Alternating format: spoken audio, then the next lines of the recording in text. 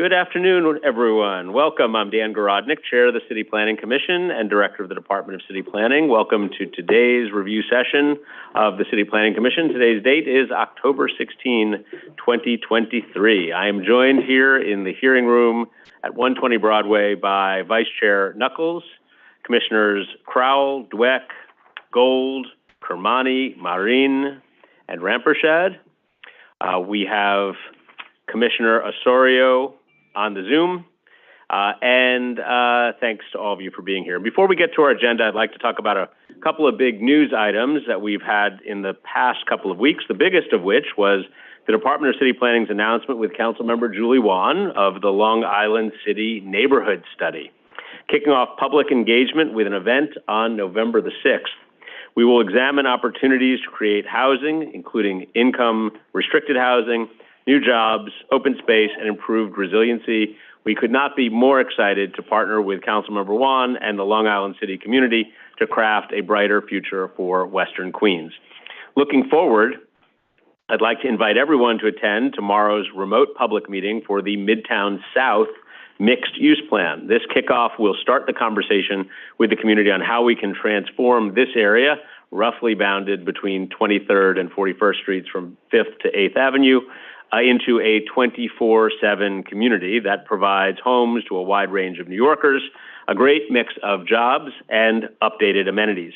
You can RSVP at www.midtownsouthplan.nyc, the same site where you can also fill out a short but important survey on your priorities for this area.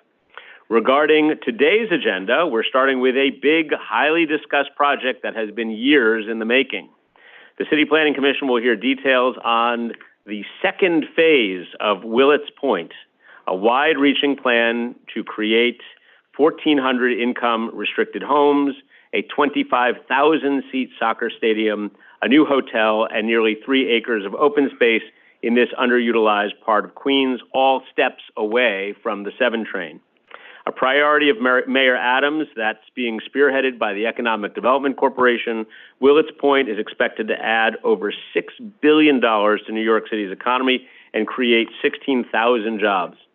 The soccer stadium will help turn Willets Point to the city's premier sports hub as well, with Citi Field and the Billie Jean King National Tennis Center right nearby. We look forward to reviewing this transformational plan starting today. After Willets, we're staying in Queens to hear about a proposed apartment building that would bring over 20 homes, about a third of them income restricted, to 2301 Steinway Street in Astoria. This site is only a few feet away from the Q101 bus stop and Ditmar's playground. Also in Astoria, we'll hear about a new mixed-use building that would include nearly 90 homes, around 20 of them income restricted, and ground floor retail at 3011 12th Street. If approved, this project would be close to the New York City Ferry Astoria Pier, as well as multiple bus stops and playgrounds, including Hallett's Cove Playground. Moving to Manhattan, we've got another big residential project on the docket for today. Located on East 94th Street between 2nd and 3rd Avenues, this rezoning would clear a path to the construction of over 450 homes, around 115 of them income restricted.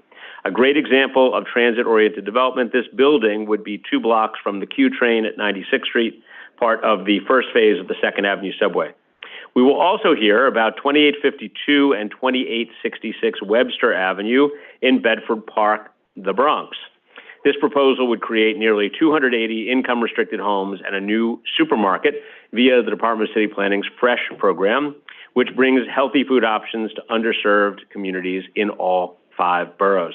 The site would also be close to the New York Botanical Garden and its associated Metro North station. So we have a long agenda today. So thanks everybody in advance for your time and your patience. So let's get right to it. Sarah, please take it away. Good afternoon and welcome to the City Planning Commission Review Session for Monday, October 16th, 2023.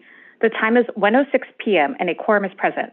The first item on our agenda is a certification of a city map amendment, special permits, and zoning text amendment in Queens Community District 7. Our presenter is Scott Solomon.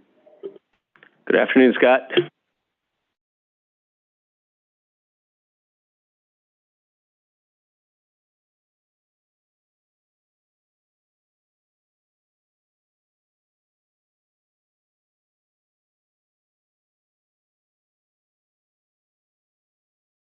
Thank you. Good afternoon, Commissioners.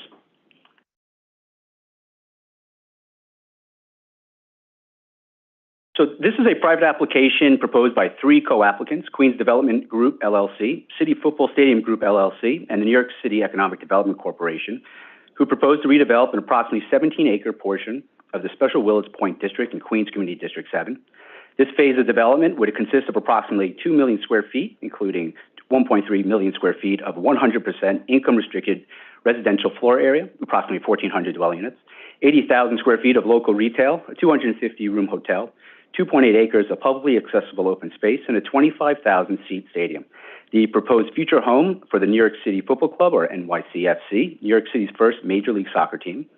To facilitate this proposal, the applicants are seeking approval of a zoning text amendment, a change to the city map, 3 special permits, including one to build a hotel, another to build a stadium, and another to modify the bulk and use regulations of the proposed development sites.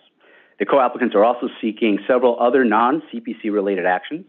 Collectively, these proposed actions would facilitate the second phase of a long-term, area-wide redevelopment strategy for the Willets Point Peninsula. So the following briefing follows structure of the materials provided in your package. It will begin with a brief background of the Willets Point Special District and previous efforts to redevelop the area up until today, followed by an overview of the immediate and surrounding area, a summary of the proposed development, then a detailed summary of the actions subject to Commission review, and then the other actions that are also proposed but not subject to Commission review. Up until the early 20th century, Willets Point was a formal tidal marshland used for recreational purposes up until the 20th century, when it became a city-sanctioned ash dumping ground. The area became a potential but then rejected site for the 1939 World's Fair, and then gradually evolved into a neighborhood known for its auto-related businesses, earning the nickname Iron Triangle in the 1940s. Jumping ahead to 2001, the city initiated a design workshop yielding proposed land uses aimed at forging a connection between Willets Point and its neighboring communities. 2002, the Downtown Flushing Task Force was established, which laid out a blueprint including land use strategies and economic objectives for the transformation of Willets, which was documented in the Downtown Flushing Development Framework. This 2004 framework evolved into the Willets Point Development Plan, recognizing the importance of Willets Point to the environment, the economic and aesthetic welfare of the broader community, and outlined several goals to foster a vibrant, pedestrian-oriented, mixed-use community. To facilitate this vision, the city adopted several land use actions in 2008, including a rezoning to a C44 district, a zoning text amendment establishing the Special Willets Point District, designation of the Willets Point Urban Renewal Plan, or URP, and disposition of property within, and approval to demap streets from the city map within the special district to be implemented in up to 3 phases. The adopted plan envisioned a total of 8.94 million square feet of development with retail and residential uses as the core uses, including nearly 6,000 dwelling units, with 35% allocated as income restricted, and 1.7 million square feet of retail. Additional office, hotel, and convention center uses were included. The plan also included the provision for nearly 7,000 parking spaces, an 850-seat school, 150,000 square feet of community facility space, and to include a minimum of 8 acres of open space across the special district. Since that time, Citi Field, just west of the special district, replaced Shea Stadium in 2009, whose footprint was converted to surface parking. 2002, the city selected QDG, one of the co-applicants, a joint venture between the related companies and Sterling Equities, as a designated developer of the first 23-acre phase of development, including a 1.4 million square foot entertainment and retail center west of Citi Field. Since then, site acquisitions and infrastructure work have occurred. 2013, QDG and EDC sought and obtained several actions to allow transitional uses, surface parking, recreational activities not otherwise allowed in the special district, and temporary. However, in 2015, state courts determined that the Western Willets portion could not proceed because it was within designated parkland. At that time, the entirety of the development of Willets came to a halt. In 2018, QDG and EDC announced plans to conduct remediation and to build a 100% income-restricted housing development on a 6-acre portion of the special district. Thousands of tons of toxic soil have been removed and replaced by clean soil. And in 2021, the developers received a chairperson certification required for certain large sites within the district. This facilitated a 2-phase project on a single zoning lot known as the Anchor Block, which included private streets to access. The proposal, aka Phase 1, included 1,100 income-restricted units, 5,000 square feet of community facility use, 323 space below-grade parking garage, 1 acre of public accessible open space, and a 650-seat school. Part of the Anchor Block included a placeholder triangle-shaped parcel for future development. All components other than the school are targeting completion by 2026, the school by 2027. During review of the certification, City DOT determined that they would require a mapping of public streets to ensure that the continued maintenance and operation were to city standards. A city map change to reflect that policy is proposed now, and with the adoption and filing of those maps, the boundaries of the Anchor Block zoning lot will exclude the land comprising the previously proposed private streets, and the new zoning lot, the Triangle zoning lot, would be subject to a new certification, along with other zoning relief sought in the current subject application. EDC intends to turn the private streets of Phase 1 over to DOT in the future, and moving forward, Phase 2 will be the focus of today's presentation. The project area is generally situated between Seaver Way, formerly known as 126th Street to the west, 126th Place, 127th Street, and Willis Point Boulevard to the east, Northern Boulevard to the north, and Roosevelt Avenue to the south. The project area is within the approximately 61-acre Special Willets Point District.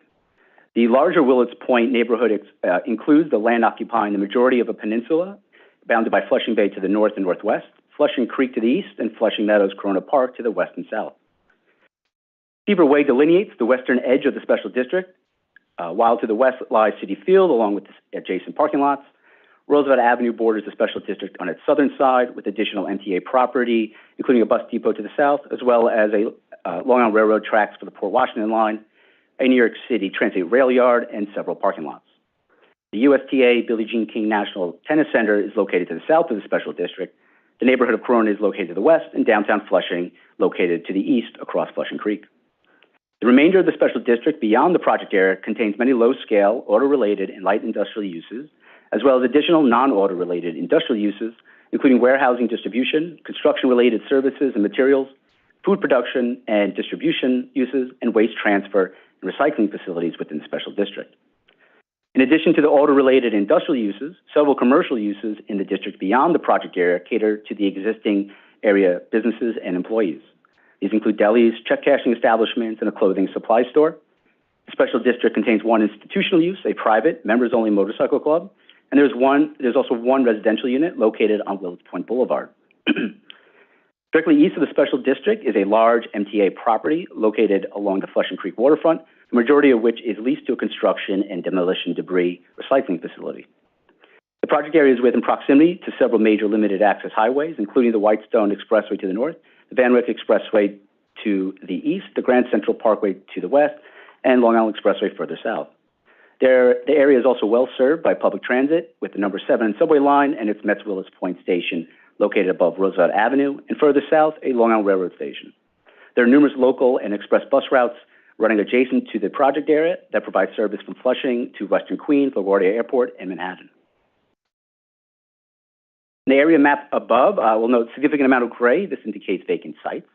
The red dotted lines indicate the general boundaries of 4 zoning lots that make up 4 distinct development sites.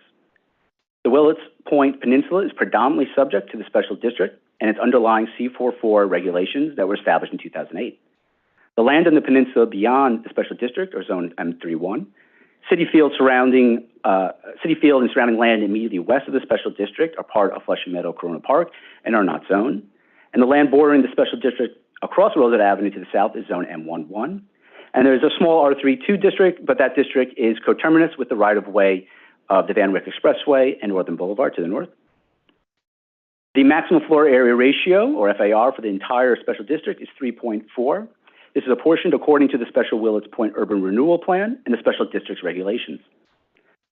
As described earlier, the FAR facilitates overall development of approximately 8.94 million square feet. The special district currently permits mixed-use buildings, typically permitted in a C4 district, with a maximum FAR ranging from 2 to 5. The special district limits FAR to 2.0 on zoning lots of less than 200,000 square feet, and development of such lots resulting in less than 100,000 square feet of floor area are required to use the bulk envelope of an R6B district, which has a lower FAR of 2 and height capped at 50 feet. This current zoning framework was intended to incentivize the use of large assemblages that are comprised of relatively large zoning lots. Accessory off-street parking regulations are governed by the underlying C44 district and is determined by the type and amount of a specific use. Off-street parking spaces for 50% of the total number of residential uses are required. One space per 1,000 square feet of the floor area would be required for general retail uses. The special district's regulations also require that off-street parking uses be located either underground or inside building portions that are wrapped by active uses so as not to be visible for adjacent sidewalks or open spaces. The special district regulations also guide site planning and urban design elements within the special district, including the types and locations of uses, building heights and setbacks, street types and layouts, streetscape design, and open space amenities to ensure the development of a dynamic pedestrian-oriented community. The proposed project encompasses two distinct sections, a roughly 17-acre area designated as Phase 2 within the special district, highlighted in green above, and a separate approximately 6-acre portion referred to as Phase 1, highlighted in tan above. Phase 1 is located to the south of Willows Point Boulevard, extending between Seaver Way and 127th Street, ultimately reaching Roosevelt Avenue and 39th Avenue. It's worth noting that Phase 1 described earlier is proceeding independently of this application. However, it's important to mention that a portion of Phase 1 land shares the same zoning lot as a section of the Phase 2 development that is subject of this application.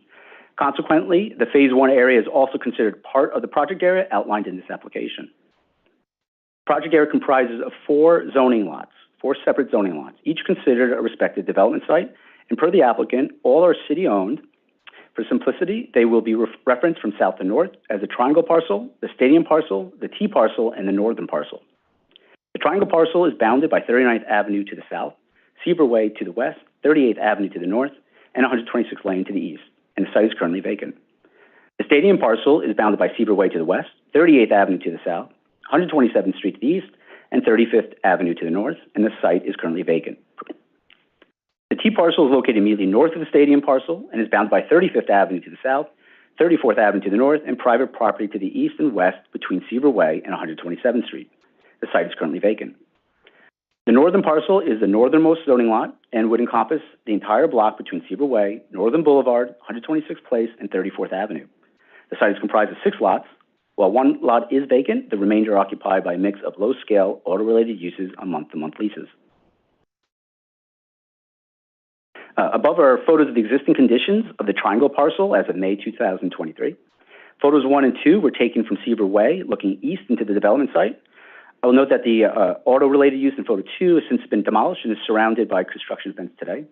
Photo 3 is looking west from the eastern border of the Phase 1 portion with the prep site in the foreground, City Field in the background. Photo 4 was taken from Roosevelt Avenue, looking north into the southern portion of the site. These are photos of the stadium parcel. Photos 1 through 4 correspond to views of the development site beginning from the northwest, continuing clockwise to the view of the southwest.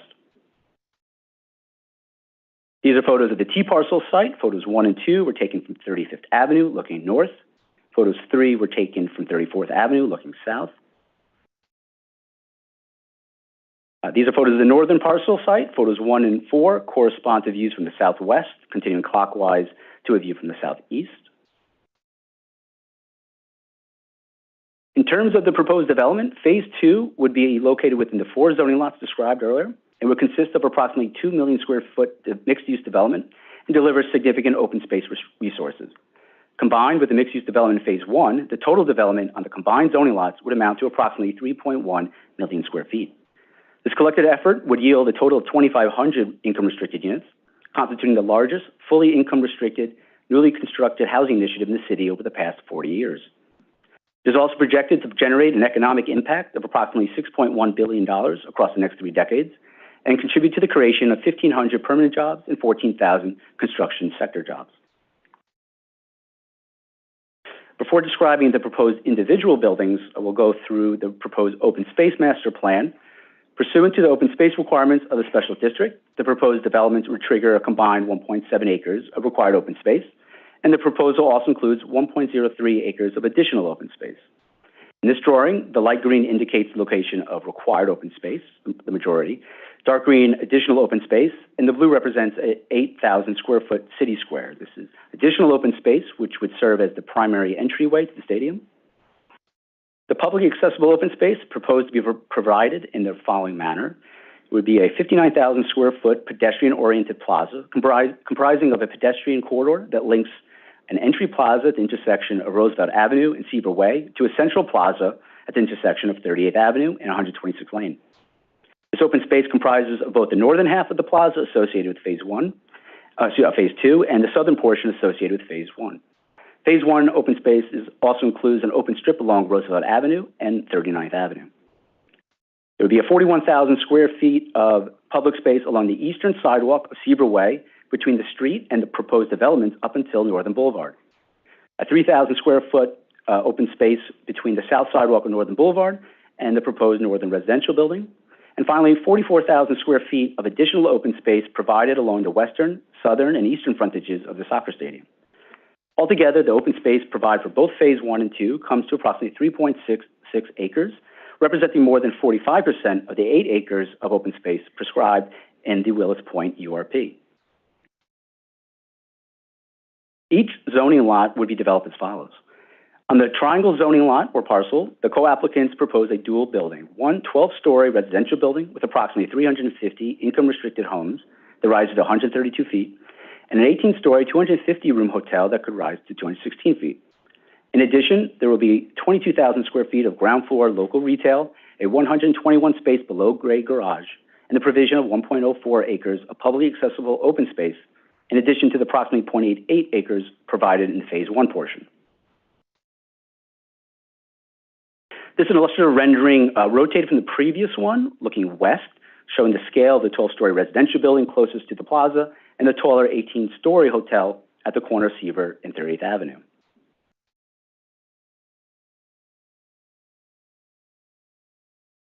Here we have returned to the previous orientation. You can view how the Phase 2 portion of the triangle parcel connects with the Phase 1 portion to the south, connected by the prominent open space between them. As proposed, there would be ground floor retail fronting the pedestrian plaza, as well as 38th Avenue and Seaver Way, while the hotel is situated at the corner of Seaver Way and 38th Avenue. From 30th Avenue, there's access to a loading dock and a separate curb for an interior court serving as vehicular drop-off for residents and hotel guests with access to the below-grade garage. This reflects the open space concept for the areas within the triangle zoning lot. I want to note one complicating variable that the applicant's design team had to work around. There's an existing 40-foot wide DEP easement that runs from Seaver Way through the plaza to 38th Avenue. So they were limited in the amount and type of soft landscaping or plantings in these areas. As proposed, the design team was able to address this issue by providing this prominent active pedestrian corridor. The following slide highlights the location of different seating typologies, including seat walls, back benches, movable tables and chairs, fixed seating pods, and companion seating. This drawing indicates the site of cafe seating and the majority balance being seating available to the public. This is a section illustrating an open space treatment on the triangle lot at Seaver Way. Note there are 15-foot sidewalks provided throughout the entirety of Seaver Way, that are parallel to the proposed development. Here, closer to the hotel, there's a 20-foot deep landscape transition zone, followed by a 10-foot deep seating area and additional 5-foot deep circulation area. The seating and circulation area located at an elevation of 15 feet. Seaver Way, from the southern corner of Roosevelt Avenue, north to Northern Boulevard, has an elevation that rises from 9 to 11.5 feet above flood elevation. This section shows some more detail at the same general area, highlighting a back bench and seating pods, 2 4-foot deep sections of plantings, a flexible table chair treatment, and even illustrative peek into the adjacent retail space, so just highlighting some of the synergy between the active open space and proximate retail activity. This illustrative rendering is a raised view from the intersection of Seaver Way and Roosevelt Avenue. In the foreground is the entryway to the plaza, which includes an open slope lawn, significant articulation in the landscaping design, and an inviting ramped entry plaza that continues onto the pedestrian corridor. This rendering is a raised view from Seaver Way, showing additional access points, including stairways and ramps with slopes and landings to increase accessibility. This pedestrian view from Seaver Way, looking northward, highlighting those access points and landscape transition areas. Another rendering highlighting proposed landscape transition areas, showing some diverse planting assemblage. This rendering shows the eastern end of the plaza that opens up towards a view of the proposed stadium and within line of sight of the existing city field, with the retail uses activating the space alongside ample fixed and flexible seating arrangements.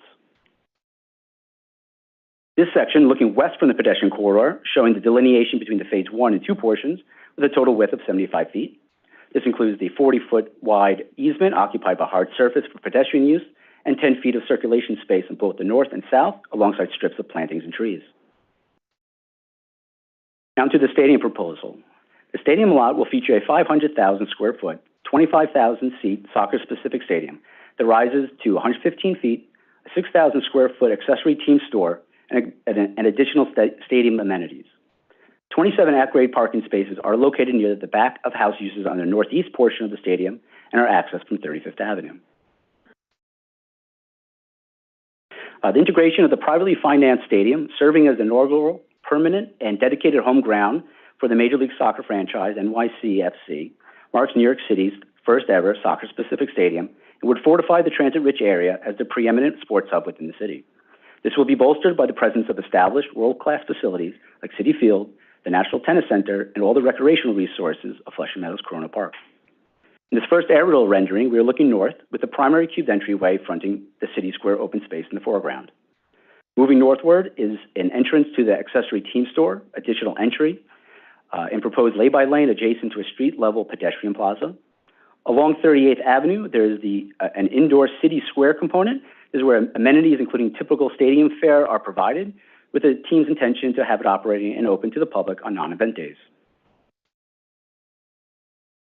This drawing illustrates the proposed open space concept with a deep pedestrian plaza between the stadium and Seaver Way, with trees and additional landscaping treatments.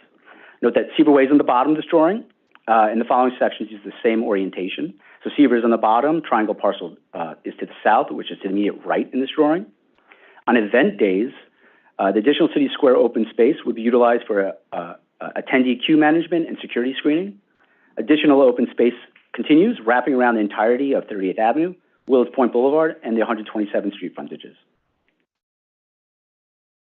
Here we have a section through Seaver Way in the stadium. Again, 15-foot sidewalks provided, 35-foot deep open space, followed by additional City Square open space with a depth that varies depending on whether it's used for event purposes.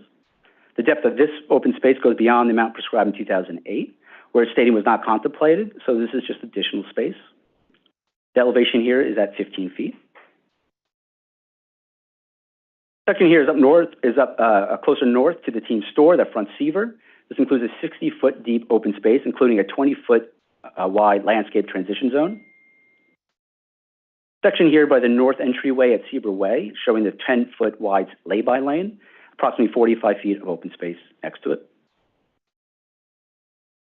This is a section from 127th Street, the eastern stadium frontage, showing the interim condition in 2027 before streets would be elevated by DOT.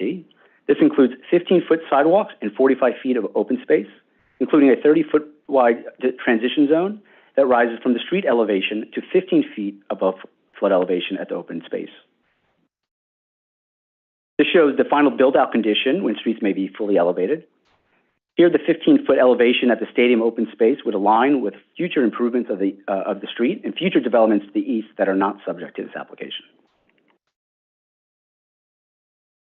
The following renderings are to showcase some of the urban design and operational considerations of the applicant. First, 2008 and the 2013 plan iterations, a stadium was never considered, and therefore many zoning provisions, particularly street design, which would have extended into the site, and signage requirements do not account for such a use. The applicant is seeking significant relief from special district and underlying signage regulations to provide contemporary and functional signage that provides for branding and wayfinding that meets the needs of the soccer team, its fans, but also takes into consideration future neighbors. Exterior signage that is proposed include modern LED panels on the northwest and southeast portion of the stadium, and one that fully surrounds the primary cubed entryway, external and internally illuminated signage distributed throughout, and scrim signage banners, and horizontal sky-facing roof signage. Note that some of these signs, including LED panels, are in line of sight of development proposed and projected into the future. This is a pedestrian view from Seaver looking to that primary cubed entryway. This is a similar view, but taken at night, showing the signage concept that includes both internally, externally illuminated, and LED signage. This is a raised view of the plaza and stadium details like a cantilevered walkway along the western edge that would lead back into the stadium. There's another view from the sidewalk at a similar location. This is a view of the proposed team store, western entry pavilion, and a view of that cantilevered walkway. Here's a closer view of that northern entry. Southwardly view from the Seaver Way sidewalk here, with hotel in the background. City Field would be across the street to the right. This is a view of the northeast section of the stadium. The primary backup house operations located here. 27 surface parking spaces are screened from the street and located below a proposed beer garden. Then loading bays and utility access. This is a straight-in view of the northern facade, showing a scrim signage across the top and the screening itself on the ground level. Stadium name signage and another view of the LED sign on the northwest portion. Here we have a closer view of that screened parking and the supporters gate. This is the primary entrance for fans who sit in the supporters section of the stadium. This is where the more devoted and enthusiastic fans generally sit. Here is an enlarged site plan of that northeast section showing the location of screened parking and the loading and broadcast truck bays and utility access. This is a view looking straight into the eastern frontage. Screening parking is to the far right. Additional scrim signage across, externally and internally illuminated wayfinding and branding signage, and a view of the LED sign on the southwest portion of the stadium. This is a view of that northeast section and open space along 127th Street. We're looking north, the elevated Whitestone Expressway in the background. This is a view of the southeast frontage with entrances to the team's offices, the nonprofit City in the Community, or AKA CITC.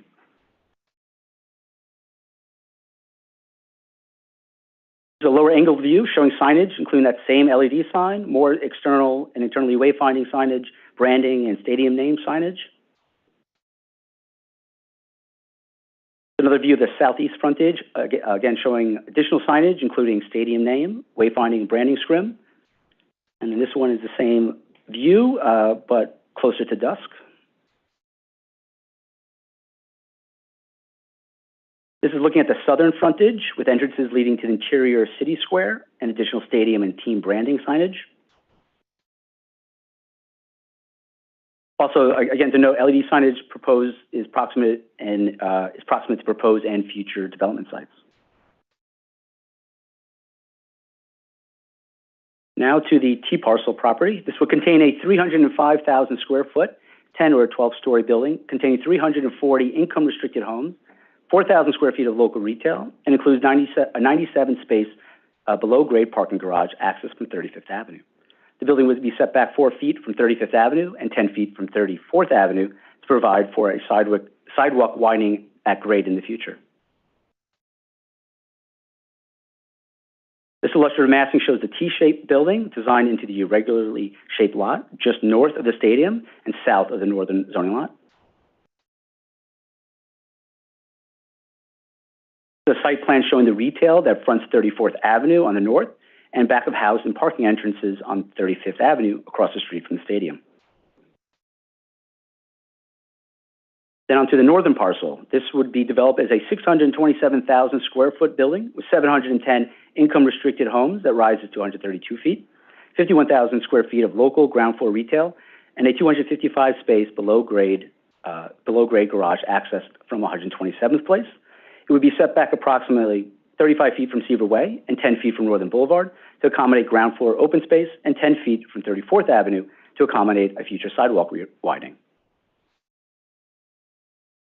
Cluster rendering viewing from the southeast showing the 9-story segments that front the side street and rise to 12 stories closer to Seaver Way. Site plan is showing the vehicular entrances on 126th Place, including access to the below-grade parking garage and access to an interior driveway court, and loading is access from Northern Boulevard, where other back-of-house uses are located. Retail and residential entrances are located along Seaver Way and 34th Avenue. This is a proposed open space proposal, which includes open space within the deep setback along Seaver Way and slightly less deep Northern Boulevard. Above is a section through Seaver Way in the northern parcel. Again, 15-foot sidewalks provided.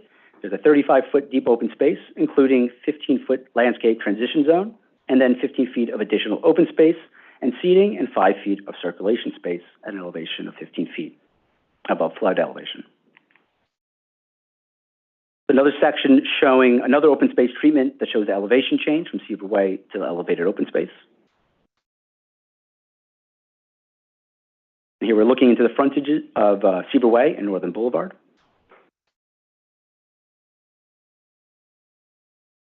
Phase 3 of the Special Willis Point District, covering about 37 acres east of 127th Street, includes private properties owned by dozens of individual entities, and there's no designated developer or specific plan.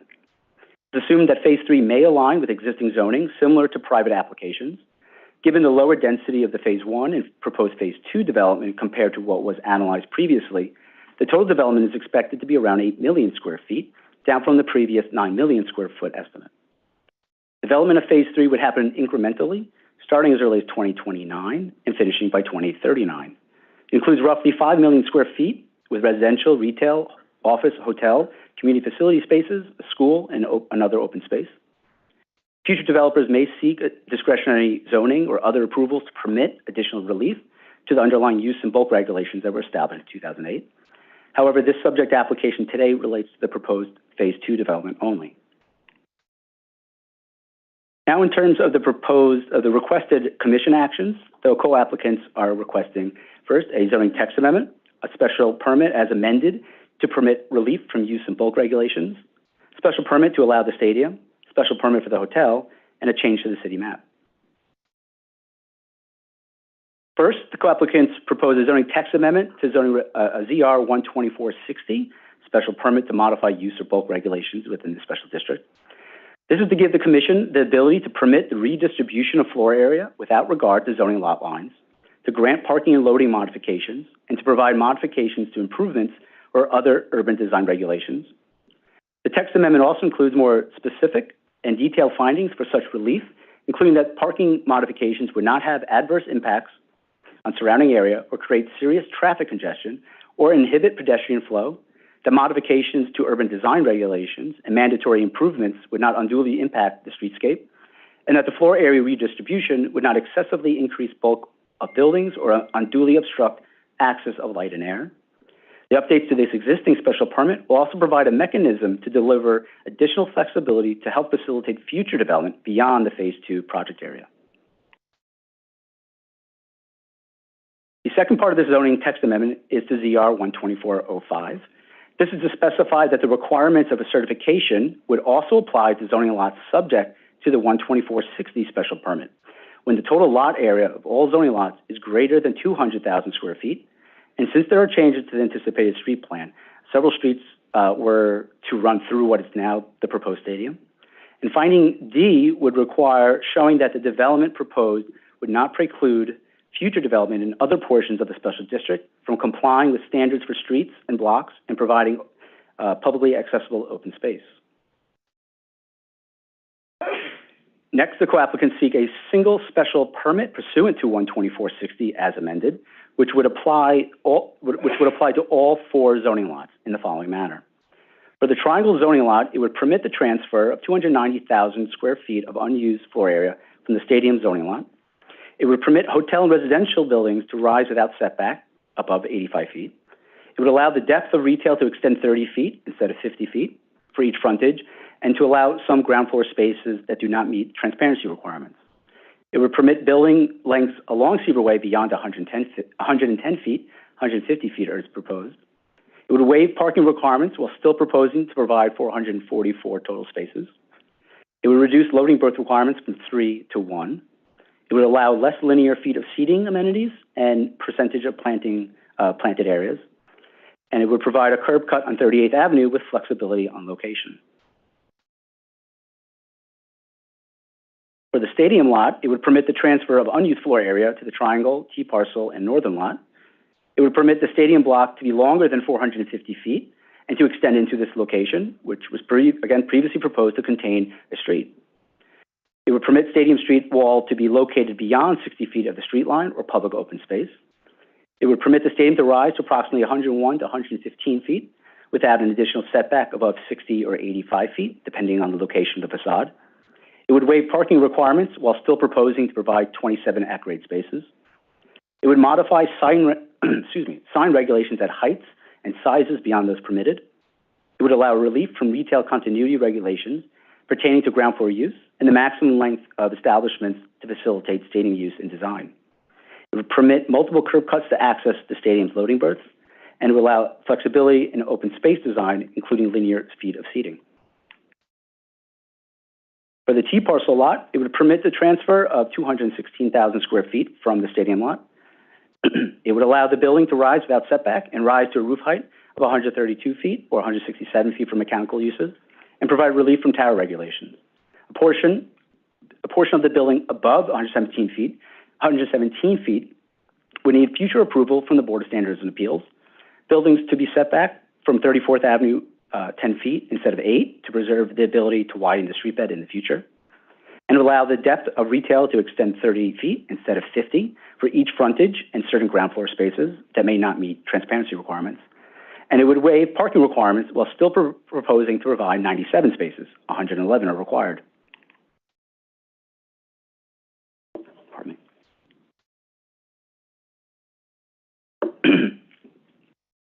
For the northern lot, it would permit the transfer of approximately 450,000 square feet from the stadium. It would allow the building to rise without setback to a maximum building height of 216 feet, including mechanical uses, 132 feet to the roof, and 167 feet to mechanicals on the eastern portion. The western portion height relief beyond 117 feet would also require approval from the BSA. Portion within tower wall locations would need relief from tower regulations. It would allow the building to be set back from 34th Avenue 10 feet instead of 8 to preserve the ability to widen the functional width in the future. It would waive parking requirements while still proposing to provide 255 spaces, 275 are required, and it would permit reduced linear feet of seating and percentage of planting. Next, the co-applicants propose a special permit for the stadium. The Commission may permit a stadium with greater than 2,500 seats if it meets the special permit findings, which primarily address siting near arterial highways, limit vehicular traffic to and through local residential streets, is located beyond 200 feet of a residence district, and that proximity to public transit is considered. The Commission may prescribe additional conditions, and the applicant has addressed these findings in their application, which are included in your package. Applicants also request a hotel special permit. The Commission may permit such use if the site plan reduces conflict with adjacent uses. The hotel use will not cause undue congestion or inhibit pedestrian movement. It will not impair the future use of the surrounding area. The Commission may prescribe additional conditions, and the applicant has addressed these findings in their application. The final CPC action is the proposed change to the city map. In 2008, changes to the city map included the demapping of all public streets within the 61-acre special district because the intent was for large superblocks that front remaining public streets that would utilize a private street network. Based on this framework, the Phase 1 development proposed private streets to accompany the proposed residential buildings. However, since then, two things have changed this approach. First, the city determined that it was prudent to map Phase 1 streets as public streets to ensure proper maintenance and operations to DOT standards. And two, the city failed to acquire enough private property to facilitate these larger blocks it had planned for. Therefore, the co-applicants proposed to first map the Phase 1 private streets, shown in light orange, as public streets, to demap 36th Avenue, this is a short street that dead ends at the stadium zoning lot, shown in yellow, and to retain the streets surrounding the Phase 2 zoning lots in their current configuration and elevation, shown in blue, with their elevation being raised in the future to meet the private streets that could be contemplated for Phase 3 development. Phase 2 development plans include retrofitting the ground floor lobby levels of buildings along raised streets to match the new higher street grades. These are the residential buildings in the northern and T parcel properties. Currently, adjacent streets in Phase 2 range from 7.4 to 12 feet above flood elevation. They will be raised to a maximum of 15 feet above flood elevation, and street widths, as mapped, will remain unchanged. Residential buildings in the T and northern parcels, again, will be set back from 34th Avenue and 35th Avenue street lines, allowing potential future windings in Phase 3, though no street winding is currently proposed. Finally, this mapping application and its accompanying maps continue to identify the Phase 3 streets as to be demapped in the future in conjunction with the development of the Phase 3 properties. The demapping of these streets in and around Phase 3 was already previously approved in 2008. In addition to these requested actions subject to CPC review, the applicants are also seeking a chairperson certification pursuant to ZR 12405 as amended.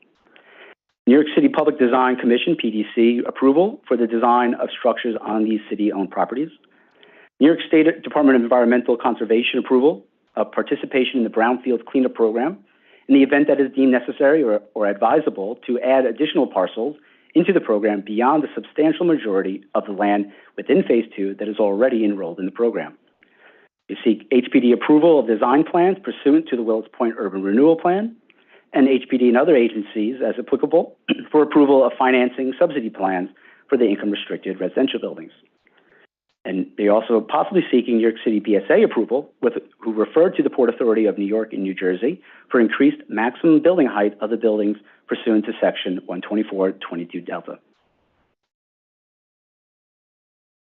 A second supplemental environmental impact statement, DSS-EIS, was conducted with the New York City Office of the Deputy Mayor for Housing, Economic Development, and Workforce, acting as lead agency. The notice of completion of the DSS-EIS was issued on October 13th. The EIS, which analyzes the full build-out of the special district, including Phase 3, identifies significant adverse impacts related to elementary schools, publicly funded early childhood programs, historic and cultural resources, transportation, air quality, and construction. Possible mitigation measures are to be identified in the draft and will be further explored between the draft and final SSEIS. So that concludes this presentation and available for any questions. Thank you. Great, thanks, Scott. Appreciate it. There are questions from commissioners. Before I go to the vice chairman and others, let me just ask a few quick technical follow-ups here. First, you noted that Phase 1 is underway, target completion 2026, except for the school, but that it's also part of the project area here. Is there anything specific here to the changes that we would be making that would impact Phase 1? No, they're actively shovels in the ground, remediation occurring there. So they are proceeding from that chairperson certification received in 2021. The zoning lot has to be accounted for in this application because they do share the same zoning lot, but the property identified in that southern portion 1, Phase 1, is continuing on. Great. On the T parcel, there's 4,000 square feet of retail. Does all of the retail, is it all proposed orient toward the northern parcel, or does any of it orient toward the stadium? The T parcel? The retail, I believe, maybe we can move to slide. I know it's mostly oriented to to the north. I'm just going to request if he can move the slide to slide 82. So no, the entrances are located on 34th Avenue, the one to the north. So they're facing towards the stadium. That's primarily back of house. So that's loading, that's parking entrance, but the retail and pedestrian entrances for the T parcel are on 34th Avenue to the north. That's across from the northern parcel. Okay, got it. And then so we've got a bunch of very specific actions. The text amendment, special permit, several special permits, chair certification. Can you just say a little bit more about how that certification changes the definition of the special permit, because it's complicated. I just want to make sure that we're all clear. Sure. So, and I'll request that back of house maybe can move towards slide 94. So currently, the special permit that they're requesting, so they have to request also this chairperson certification for sites. However, in order to receive this certification, it is also linked. It's coupled with the special permit. Special permit and the certification are looped together. But currently, you have to, in order to get that certification, you have to be at least 200,000 square feet. Some of these sites would not be that large. So the special permit that provides some of these broad amount of bulk regulations, the language of the text is updated to allow lots that are not 200,000 square feet, and that if they're combined as one zoning lot, 4 different zoning lots combined as one are eligible now. So today, they currently seek the certification. As proposed, as amended, they could then seek the certification. Okay. And then lastly, and then I'll go to Vice Chair Knuckles. On both the T parcel and the northern lot, you noted that you can rise without a setback up to a certain number of square feet, and then portions above 117 need further approval from the BSA. Yeah. I think there's a specific reason for that in both cases. Can you just say a little bit about that? Sure. So the renderings that I showed above are the buildings as proposed that don't need to seek the BSA relief. But when there's certain flight paths that are identified in the zoning resolution, and if you're within that area, you're limited in height on portions of those buildings. Not every part of the building is limited in height. They would receive a more flexible envelope for higher buildings, but they would still provide the same amount of dwelling units, the same amount of floor area, but there would be a more flexible building envelope if they could go a little higher. Yeah. If you go higher than 117? For portions of the buildings, yes, that are within the flight path. And we can't build in that flexibility, presumably, within the special permit? Correct. We want to be able to not require the applicants to have to come back if they receive BSA approval to amend the special permit. The commission is approving the envelope and what they're fitting within. They would not be able to go beyond that height today, even with the special permit that you may or may not consider. And if they do receive approval, they would then follow up with BSA relief, but the development is not dependent upon it. Stephen, did you want to jump in? Hi, my name is Stephen Leonard. I'm the Director of Technical Review at Department of City Planning. My understanding is that the envelopes that are proposed in this application actually already include waivers that would require approval at the BSA. So the flexibility is already built into this approval. They would not have to come back then, because any relief they would get from the BSA would presumably be already inside the envelopes that are proposed in this. I see. So the special permit allows the flexibility as if relief were granted from the BSA, so they would not have to come back to the commission for a new or modified special permit. Is that right? That is correct, yes. Okay, got it. Thank you. All right, let me go to the Vice Chairman. Thank you, Chair. I have a few questions. I remember this, the rezoning from 2008, and I don't know if you, Scott, know specifically the answer to this question, but I'll ask it anyway. Why is it taking so long to get this off the ground? I mean, 2008 would have coincided with the recession, I know, and of course, more recently we've had COVID, but what's taken so long to get this out of the starting blocks? I mean, so as you look progresses, I definitely will defer some more of the more specific details to the co-applicants, but big issue here has been the acquisition of properties over the years. As noted, as they progressed further on for the Willets, the Western Willets, and to use transitional space in the eastern section and within phase 2, they were not able to continue on. But part of it has been site acquisitions and getting developer aligned. But I think I'll defer to the applicant team on that, particularly EDC, on particular issues with acquiring these properties. Okay. Because I always thought Willets was all city-owned. So all the properties within Phase 2 are publicly owned now. Yeah. But the vast majority of Phase 3 properties are not. So as they have acquired these properties over the years, they have worked with developers to move along on development that came to a halt ultimately in 2015.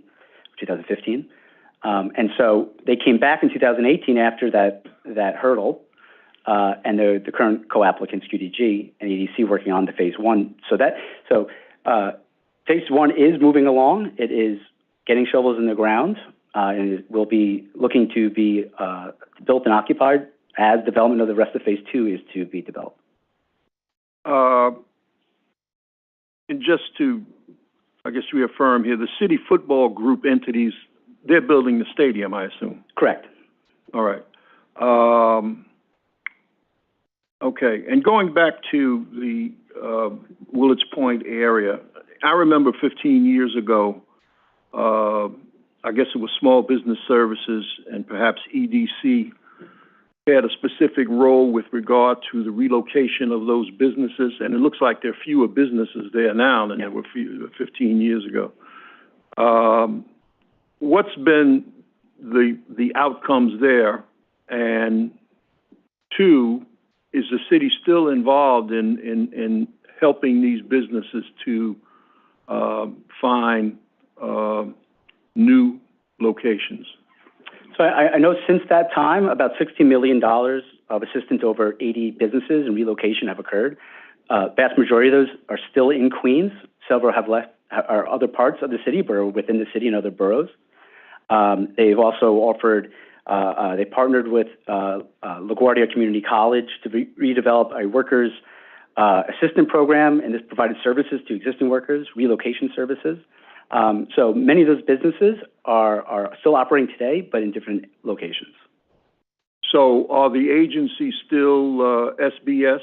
Who has the prime responsibility regarding the relocation of those businesses now? I'll refer to EDC on that, but EDC primarily, along with other agencies. I presume SBS were supporting the relocation assistance. Okay. I'd like to know specifically, but I assume that they're still involved. Lastly, this is 100% affordable, as you've described it. Talk about the AMIs that define affordable in this context. So the applicants team could I defer them on specific AMI levels, but it is 100% affordable. It is Phase 1, which is already moving forward, is for lower to medium income AMI levels. I don't have the exact band levels, but they are looking to replicate similar levels of affordability. As they get closer to construction, the term sheets, which they think will look close to the Phase 1 development, will likely replicate those. But the applicant team, particularly EDC and QDG, can talk more about the exact income bands that this will fall upon. But yes, it is 100% income restricted units. And this would be all rental? Yes. Thank you, Chair. Thank you, sir. Commissioner Crowell? Yes, thanks. There's a significant number of questions. Let me just start with one, and I'm going to go back around the room.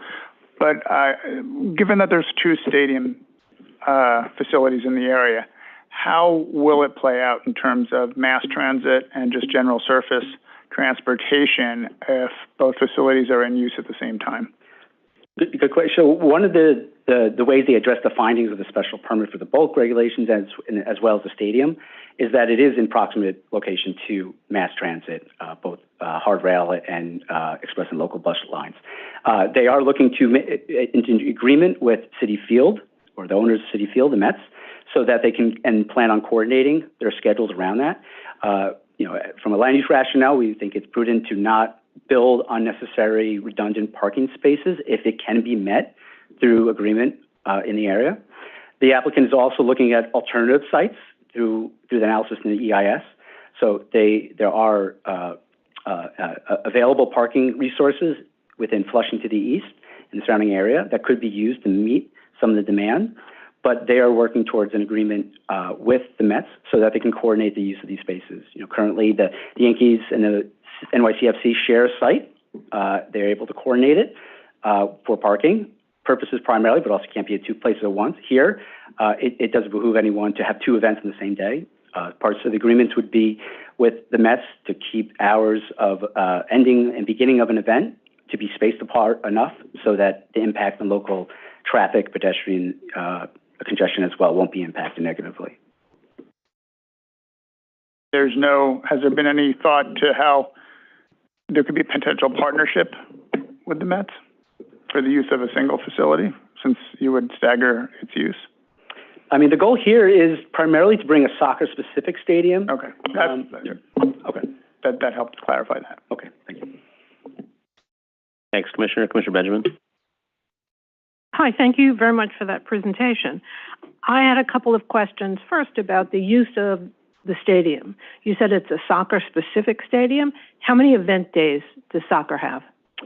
Well, you know, what is the season? You know, I can't recall exactly. I believe it's somewhere in the neighborhood of 35 or so home field matches, not including playoffs, things like that. Yeah, and the season is pretty close aligned with the Major League Baseball season. They start in March, they end in around now. I don't know.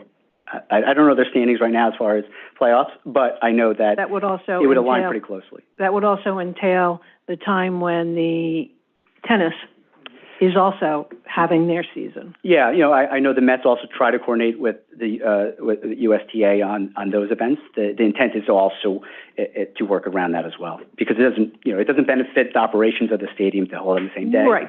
But they would be doing a heavy level of coordination. But the Mets aren't in charge of their schedule and home games, so to speak. It's coordinated through Major League Baseball, Major League Baseball also coordinates with the Yankees so that they don't often have games on the same days. Yeah, I'll defer to CDC NYCFC to explain more on that. But yeah, I would presume there would be some sort of very early going coordination on that. I don't know if there's one schedule has hierarchy over the other to begin with, but they would work. Several stadiums across the country have the same conflict that occurs, and these major leagues, you know, they have these coordination pretty frequently. And are there, as we learned, are there other events that will happen at this stadium other than soccer? I think that it's possible. I would, again, defer to NYCFC on that type of operations. The Yankees, the Mets, they all have concerts and events and things that are not sport. That's a good question. I'll have to ask the applicant to follow up on that. Okay, because I'm interested from them in the total number of event days that they actually anticipate. I think they're hoping to have as many. They would have to fill in as many dates as possible. Right, so we're not really looking at the 33 days of play plus postseason. Mm-hmm. We're looking at something much larger, probably. I'm sure they hope that they will get a major share of other types of events. And so I'd like to know that in evaluating what is likely to happen or could happen. Yep. And when you were showing the open space, and you made a comment that the open space that's around the stadium would be used for the clientele of the stadium getting in and out on event days. Yeah, so the vast majority of the space is required to be publicly accessible open space. There's a small portion, it's approximately 8,000 square feet, sort of a rectangle in front of that main cube entryway. That would be where you would see temporary queues set up for game event days. So it's part of it. It's not the required open space. It's additional open space that would be used to manage both from screening, security screening purposes, and just queue management. And the rest of the open space would be available 24/7 or whatever the... I don't know about, I have to follow up on the times of operation. Those are regulated in the zoning rules. But yeah, they would be open to the public as well. And in that 8,000 square feet, would they be able to do the security screening, or would it merely be a queuing space? I'll have to ask them to provide more details on that. I know just generally it's going to be used for queue management and screening. I don't know any extra screening that would occur there. I don't know, they're also coordinating with NYPD on screening mitigation. And I ask because at Yankee Stadium, the queuing takes up almost all of the room around the stadium. Yeah. And part of that is clearly because the Yankees choose to have very few magnetometers. Mm-hmm. So everybody is forced to go through a very few, and the line is endless. So I would like to see what the plan is for that security that would allow people to get into the stadium without taking up the whole public space. And two quick ones. If we eventually approve the City of Yes housing and there was no longer a parking requirement for residential, will that automatically allow the applicant to rid themselves of the parking that they are showing in the plan now? So they're already proposing to waive all parking requirements, but they're proposing to provide permitted parking. So the requirement would be 0 for those buildings, but they do see, they recognize the demand and need to a certain degree to provide some parking.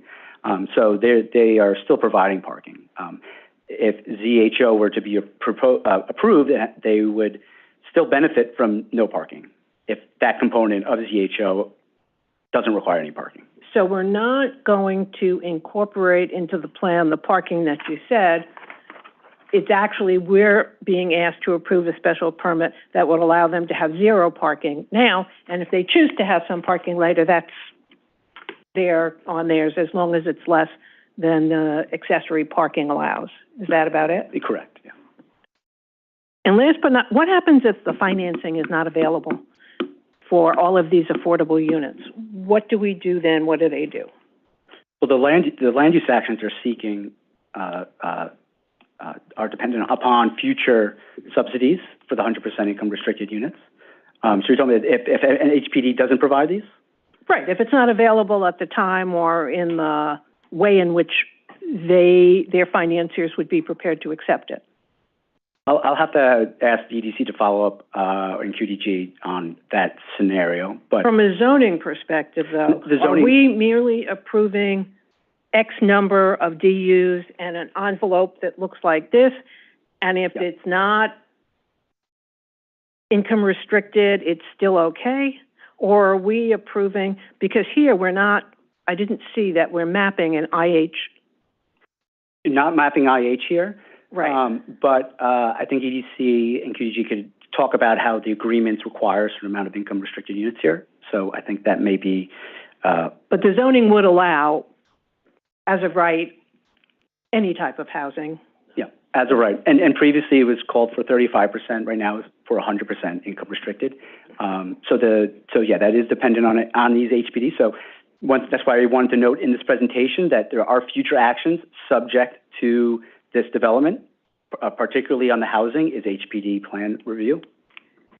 And last but and least, in the DEIS, you didn't call out potential significant impacts from hazardous materials, even though you identified that there could be additional sites added to the brownfields list.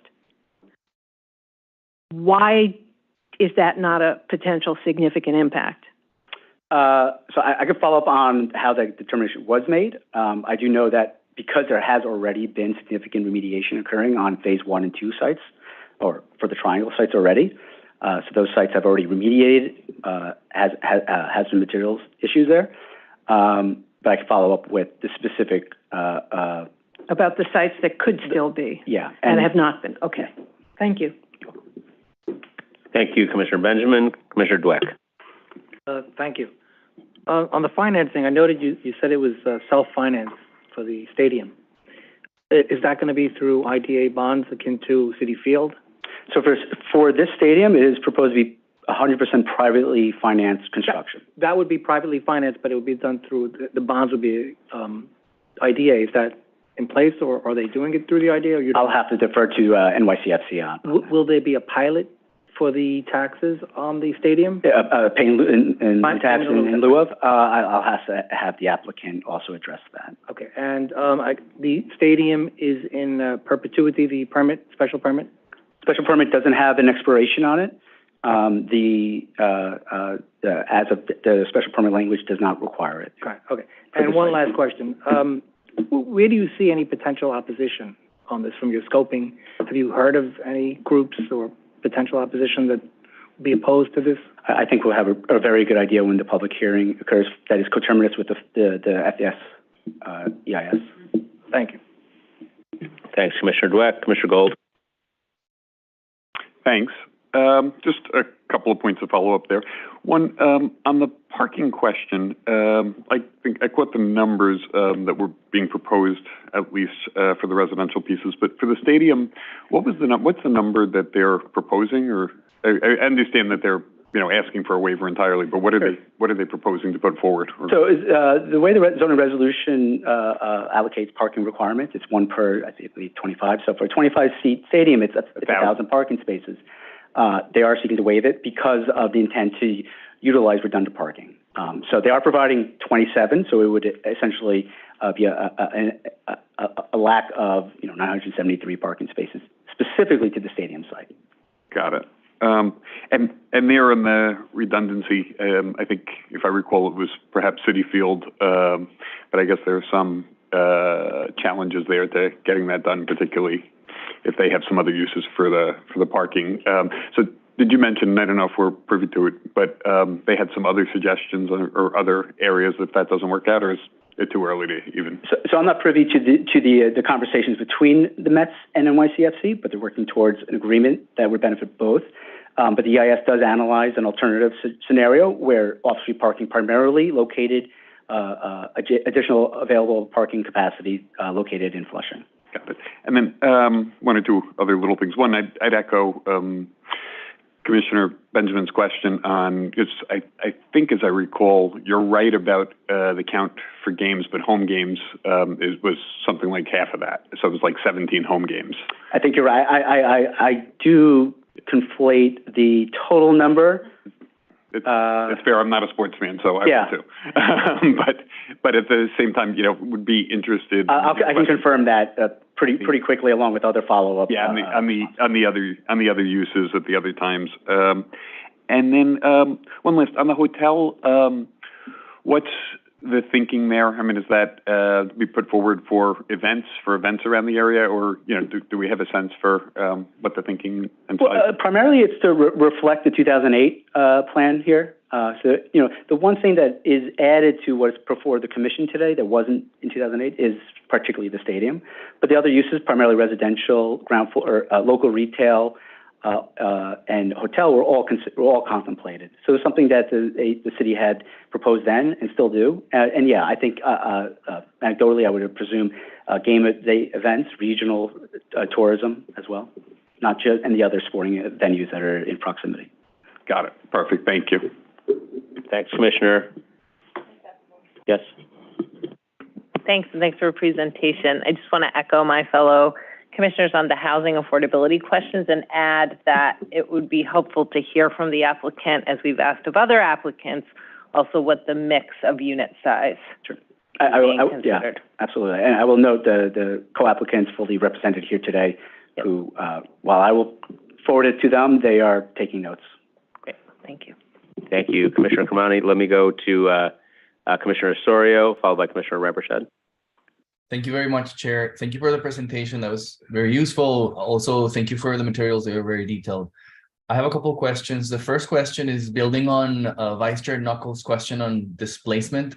My understanding is that this proposal requires a full assessment of direct and indirect displacement of businesses, which in some cases surpasses the secret threshold.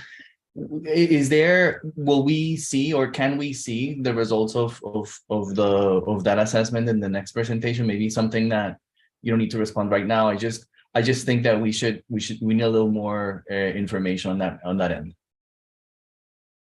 Yeah, absolutely. So in the draft EIS that will be finalized and will have its coterminous public hearing as ULIP comes to an end. They will have the scope has already been released, as well as the draft EIS. So it should have language available as of last Friday that was published on the city's website. Okay, thank you. The second question has to do with energy. So I'm wondering, also building on the line of inquiry that Commissioner Benjamin introduced, if the city were to approve the carbon neutrality, how is this proposal contributing to decarbonization city goals? Specifically, what is the plan, the energy plan to meet the 46% with action increase that the DIS outlines? Is there anything this one? Yeah. Sure. Sorry. So the development here would be subject to existing local 97 requirements for reducing carbon footprint. But I will request that the applicant's design team can address some of the significant resilient design measures that they are taking on both the building specifically and open space as well. So that's something they can provide more details on.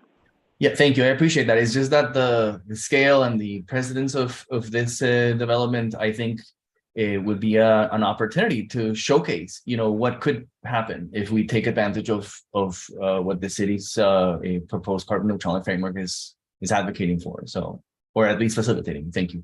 I would appreciate that.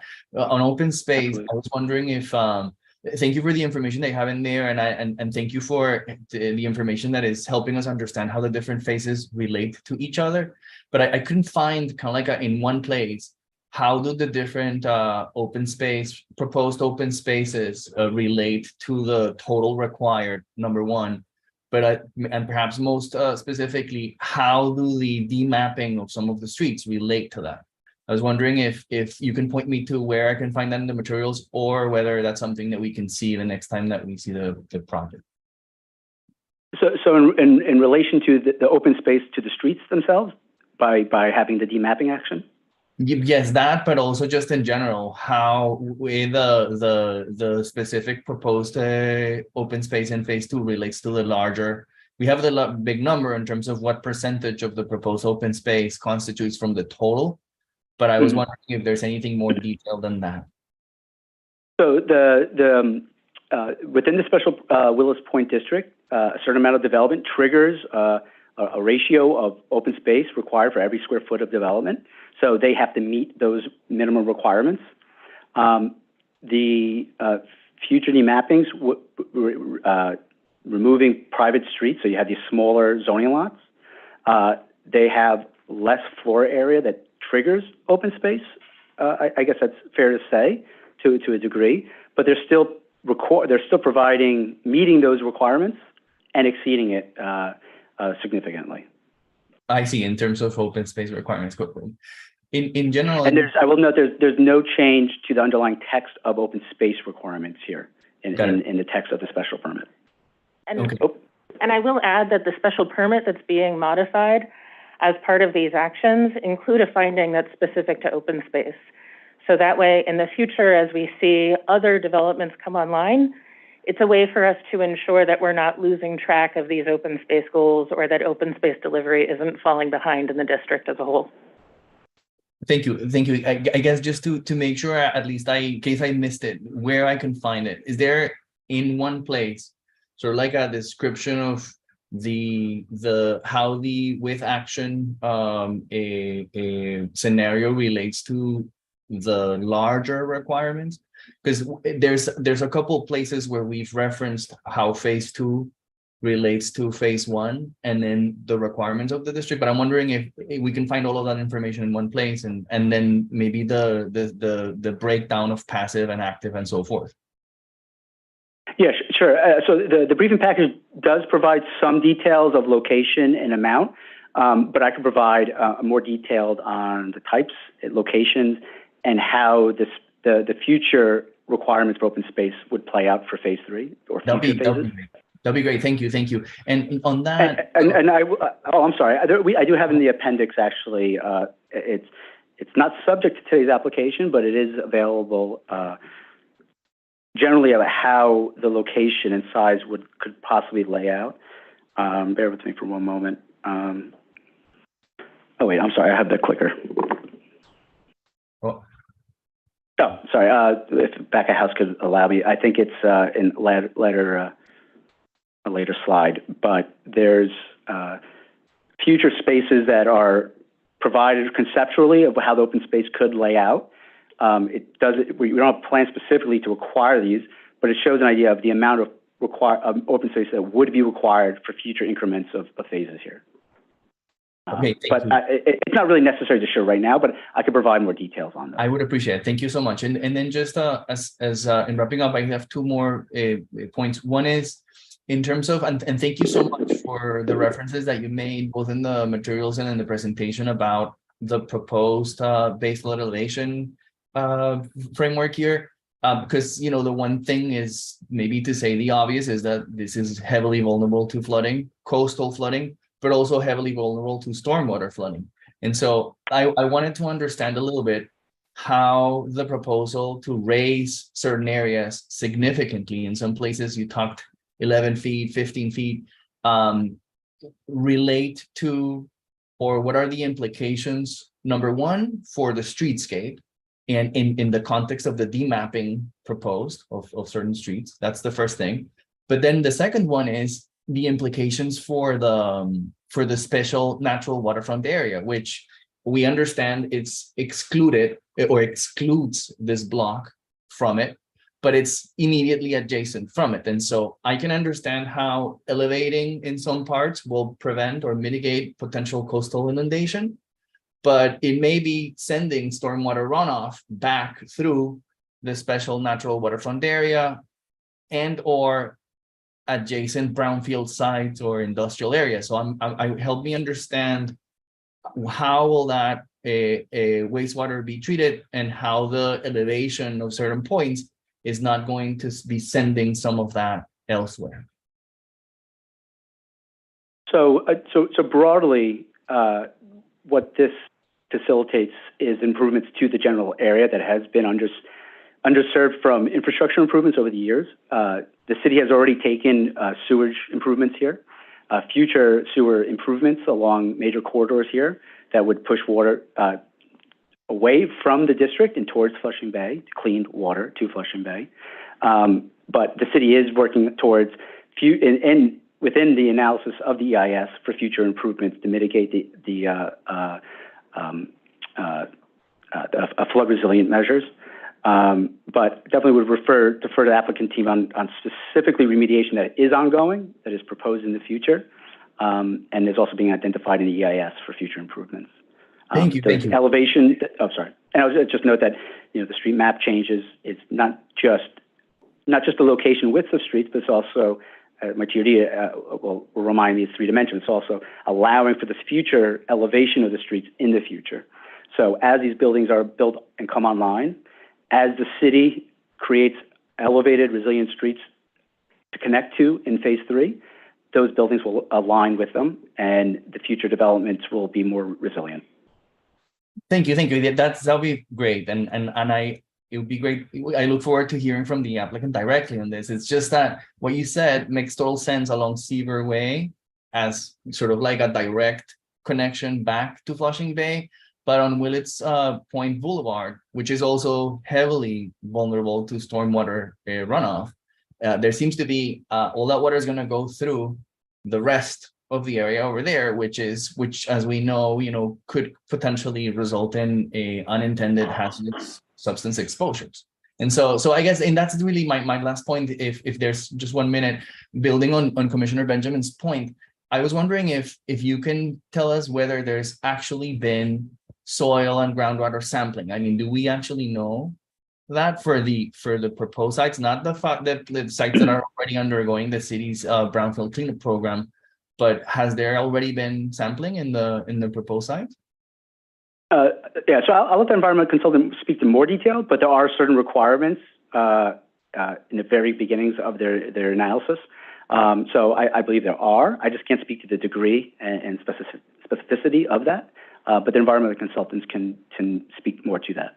Thank you. If you don't mind, also, it would be great if we can see maybe like a clear understanding of what are the sites that have already undergone a cleanup and what are the sites that may actually go into that. And specifically, what are the plans to protect potential contamination to emerge during construction when excavation, et cetera, starts happening and so forth.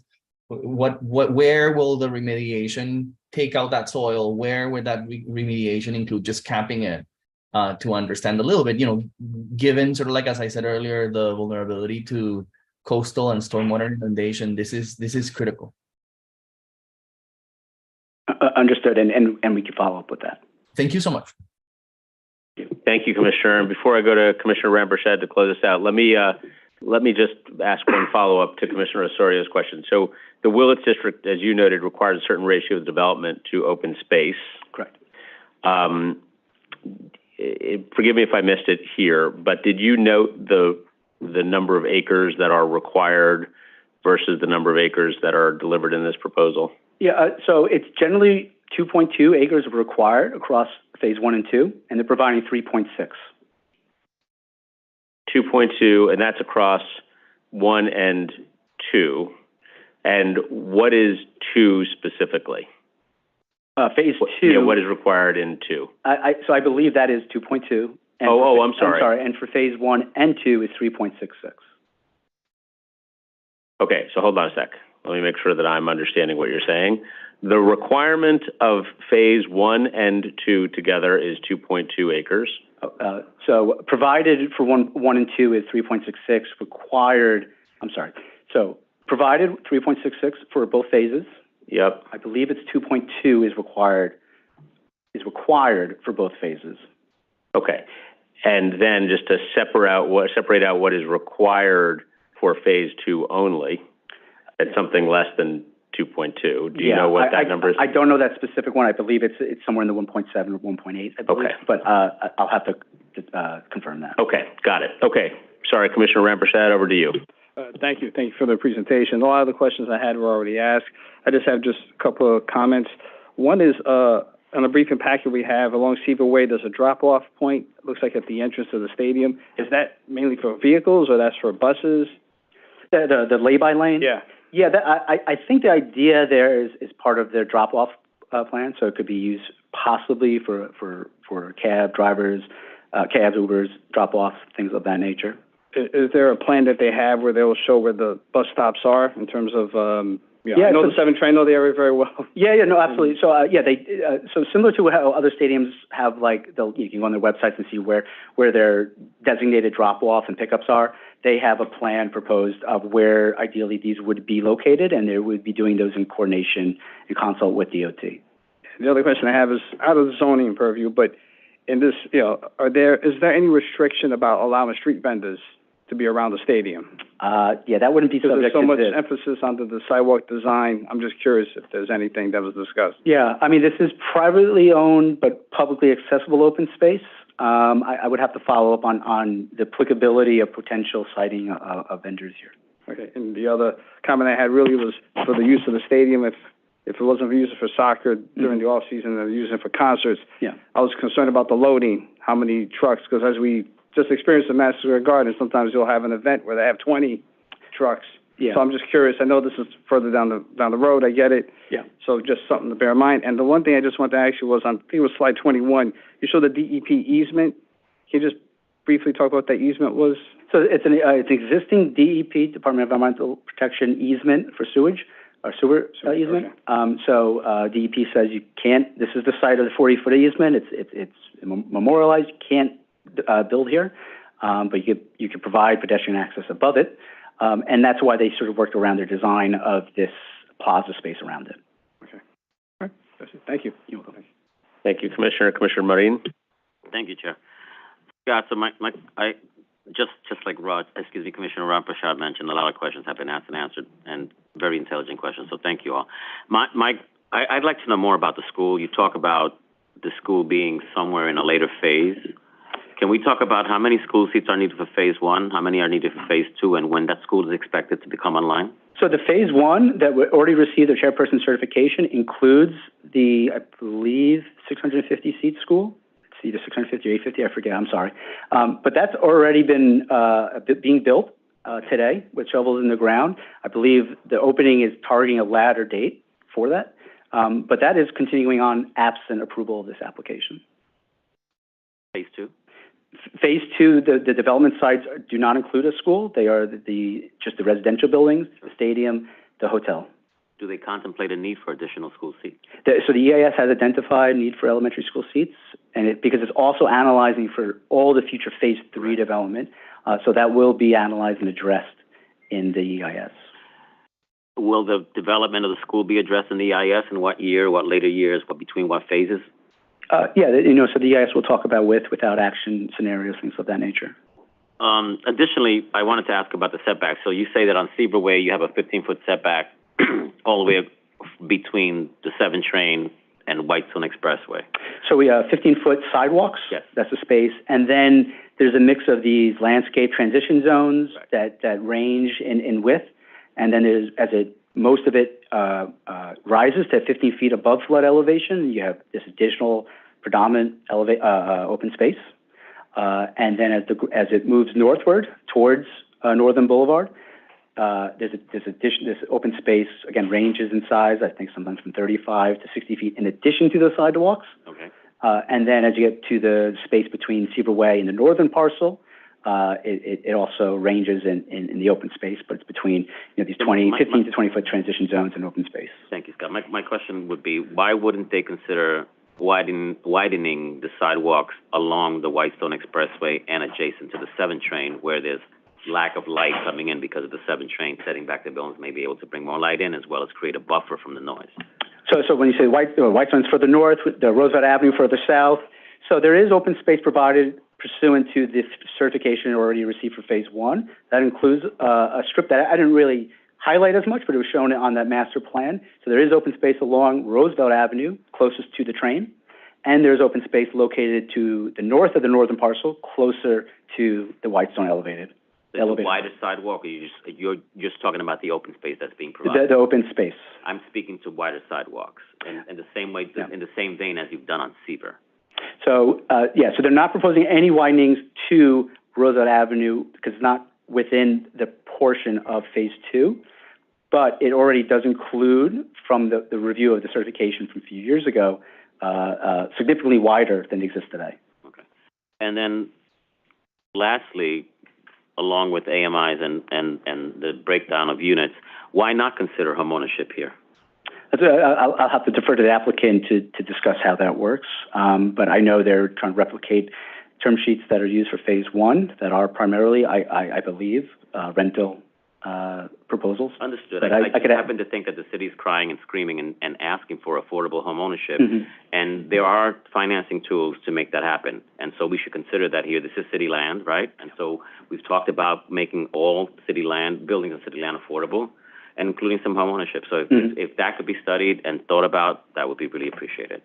Sure. And then my ultimate question, I'll stop here. You talked about raising streets, and it's the term you use, and I wrote it down, could be contemplated, which is not affirmative.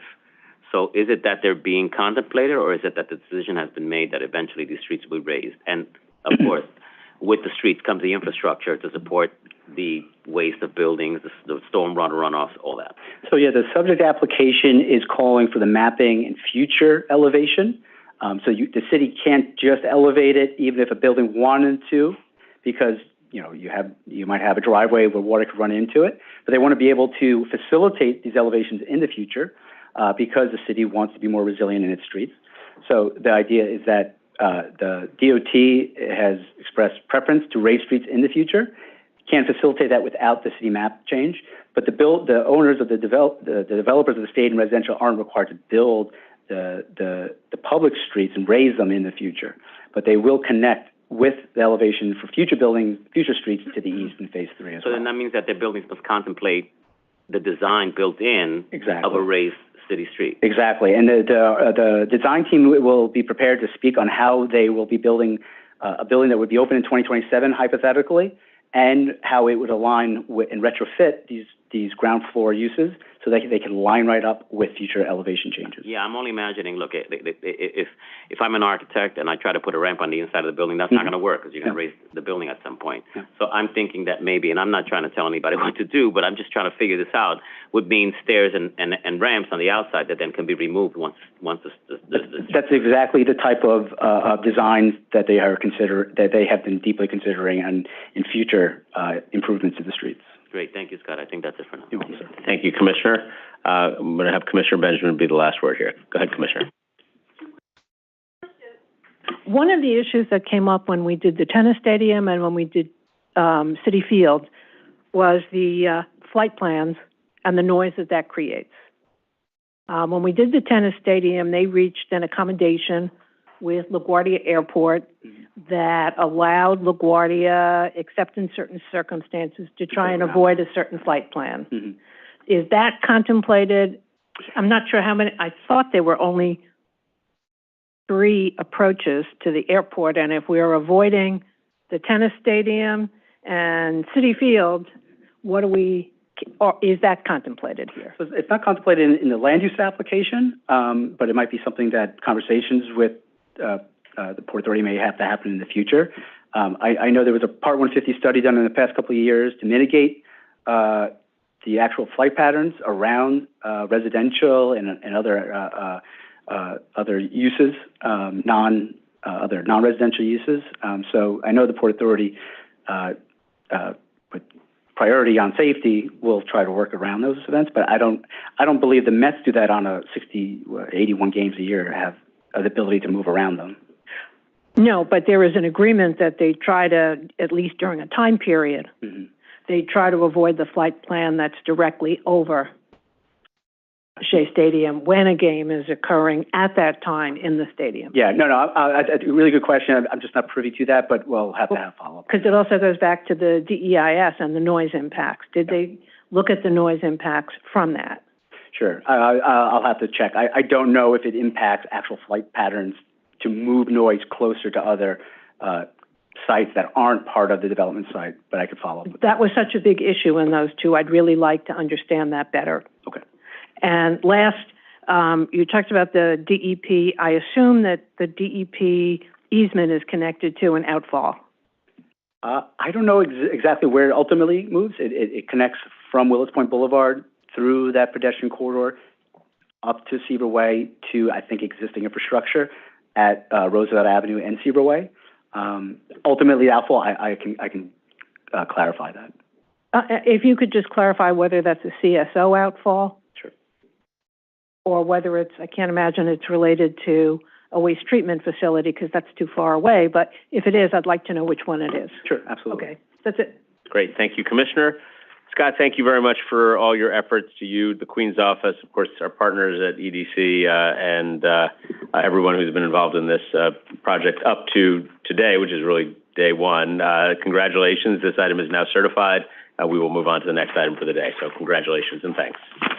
Okay. All right, Sarah. The second item on our agenda is a certification of a zoning map and zoning text amendments in Queens Community District 1. Presenting for the first time to the Commission is Colin Ryan. All right, Colin, welcome. Thank you. Good afternoon, Commissioners. Hope this is a bit of a afternoon from that long one. So this is a private application by Frame Realty, LLC, in the Astoria neighborhood of Queens Community District 1 on the property located at 2301 Steinway Street. The applicant proposes a zoning map amendment to change an R5D and R5D C23 districts to an R6A C24 zoning district to facilitate the development of a new 6-story residential building and the zoning text amendment to map a mandatory inclusionary housing area.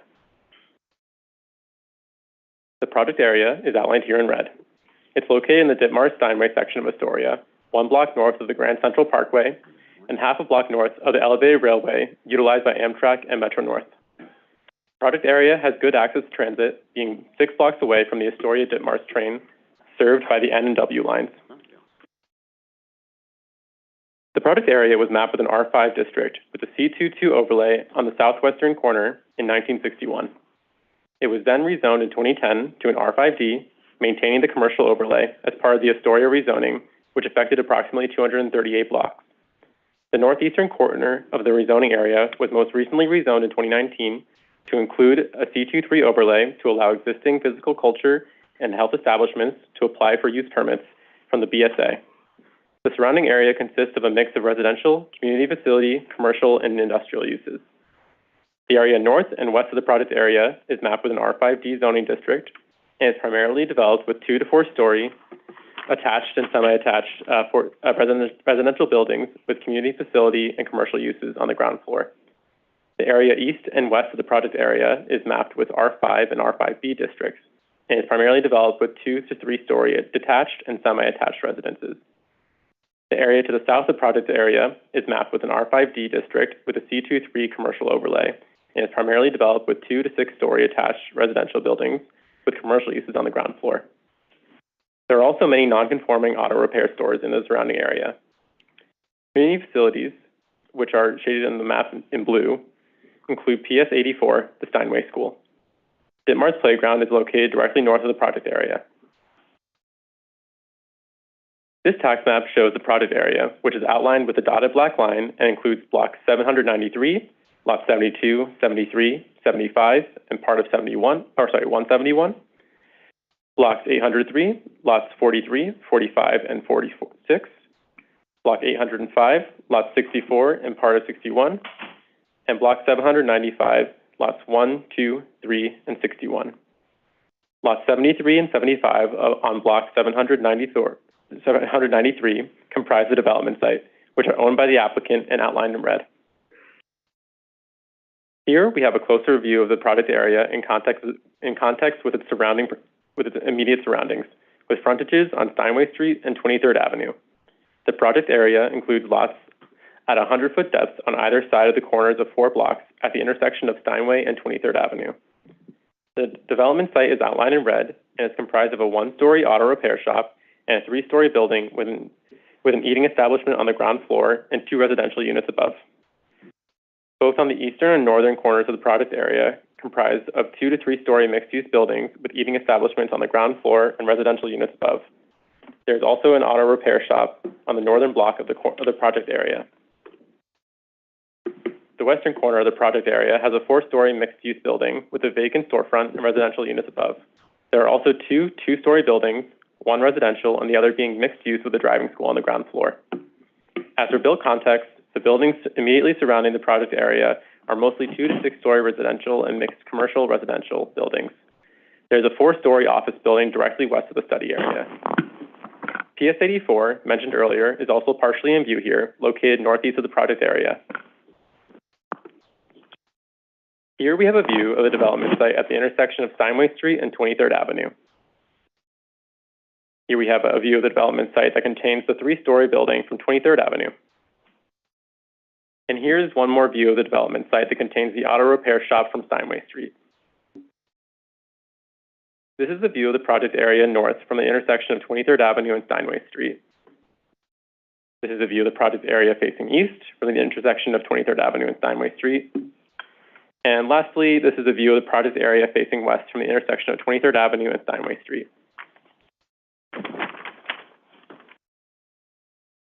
The applicant proposes a 6-story mixed-use building at a height of 85 feet with a base height of 65 feet fronting both Steinway Street and 23rd Avenue. It would total approximately 39,000 square feet of floor area at 3.6 FAR. The ground floor would be occupied by approximately 3,000 square feet of commercial space fronting both Steinway Street and 23rd Avenue. There would be 22 new dwelling units, of which 6 would be permanently income-restricted units. 9 parking spaces would be located in the cellar to be accessed by a curb cut on 23rd Avenue.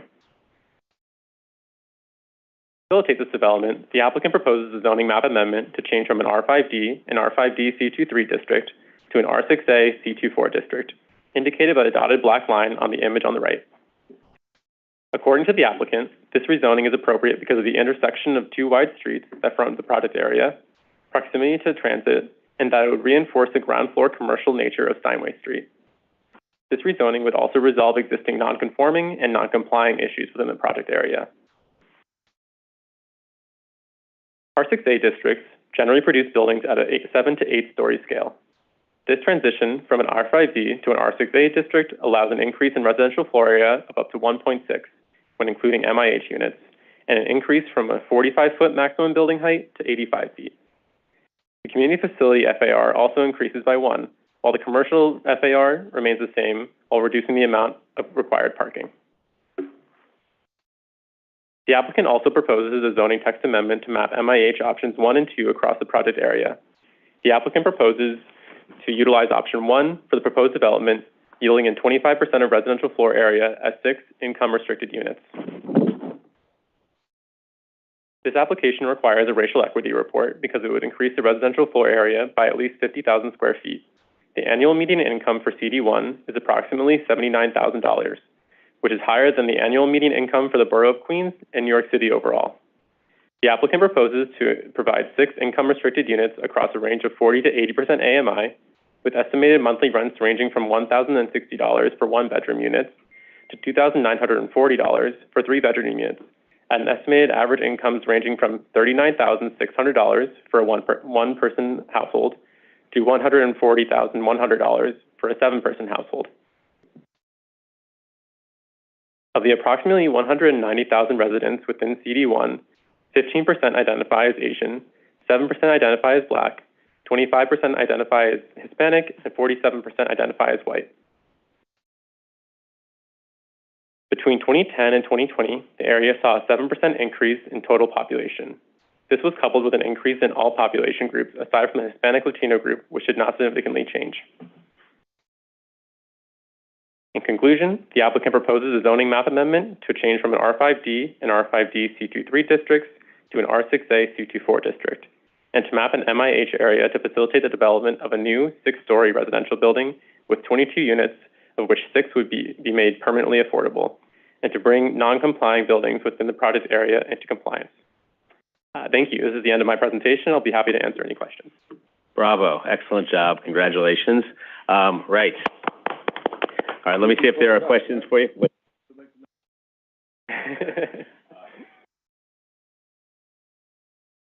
Okay, and there are no questions. So congratulations. Thank you. This item is certified. Great job. We're moving right along. Thank you. Sarah, go ahead. The third item on our agenda is a certification for a zoning map and zoning text amendments in Queens Community District 1. Our presenter is Derek Chapman.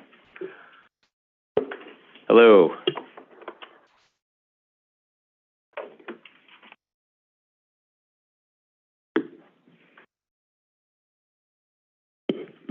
Good afternoon, everyone. Good afternoon.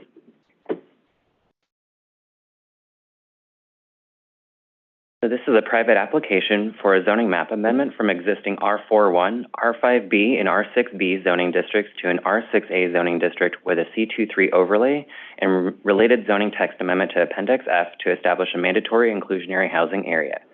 These actions would facilitate the development of an 8-story mixed-use building containing 86 dwelling units and 4,600 square feet of ground floor retail located at 3011 12th Street in Astoria, Queens, Community District 1.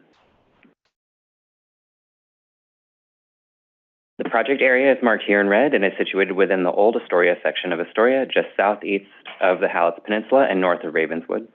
The surrounding area is characterized by a mix of residential, light industrial, and storage facilities.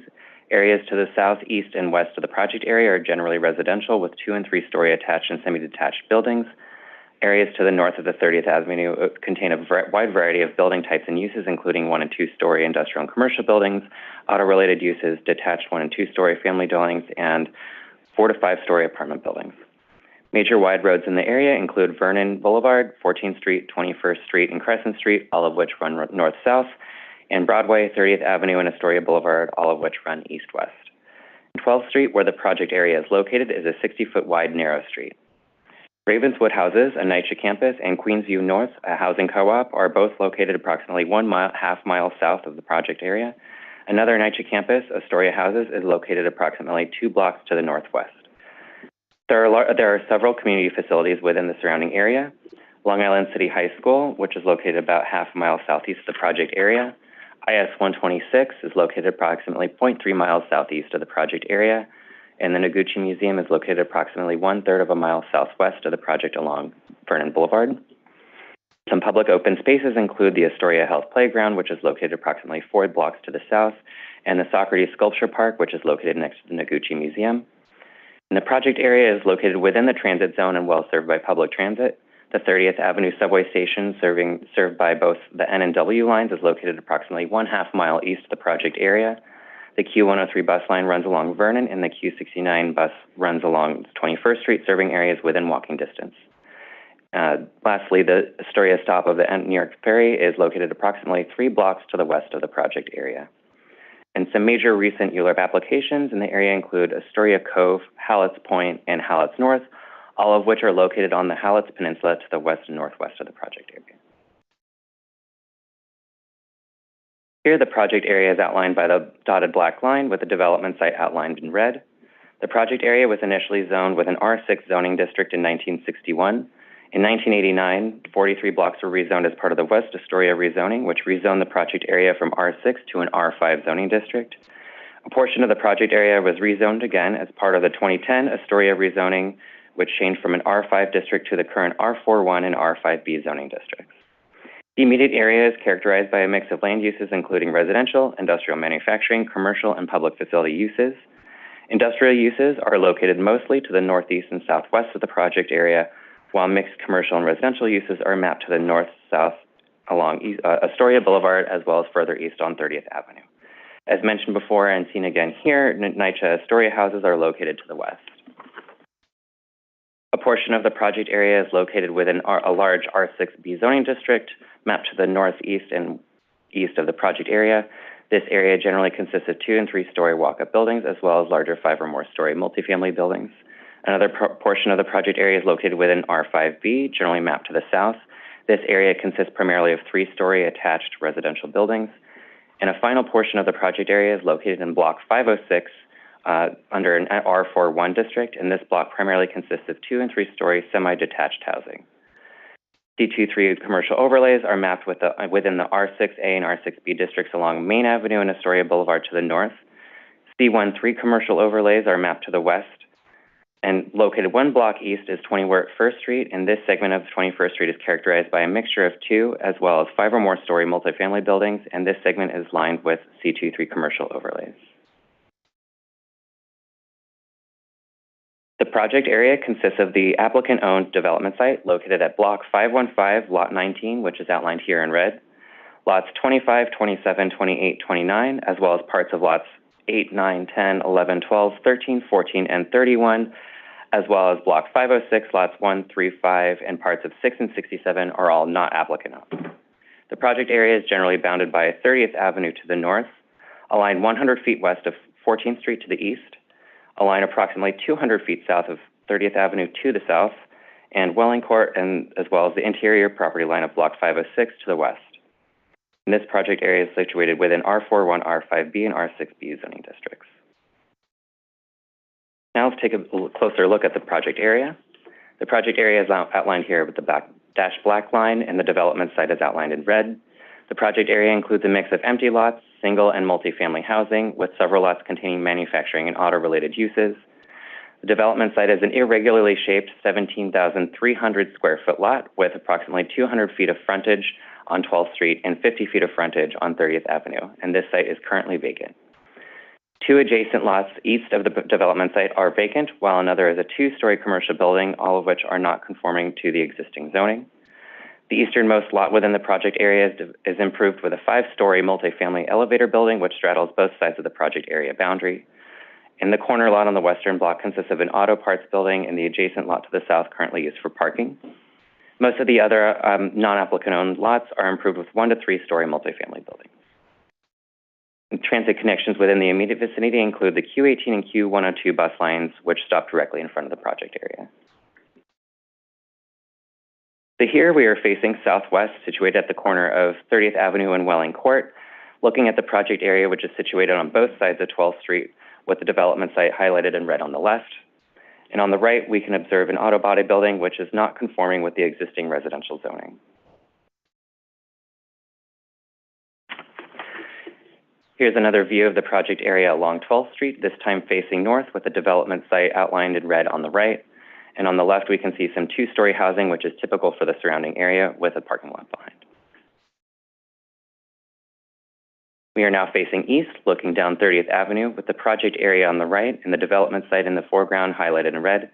Next to the development site is a 2-story commercial building, which is also not conforming with the existing zoning.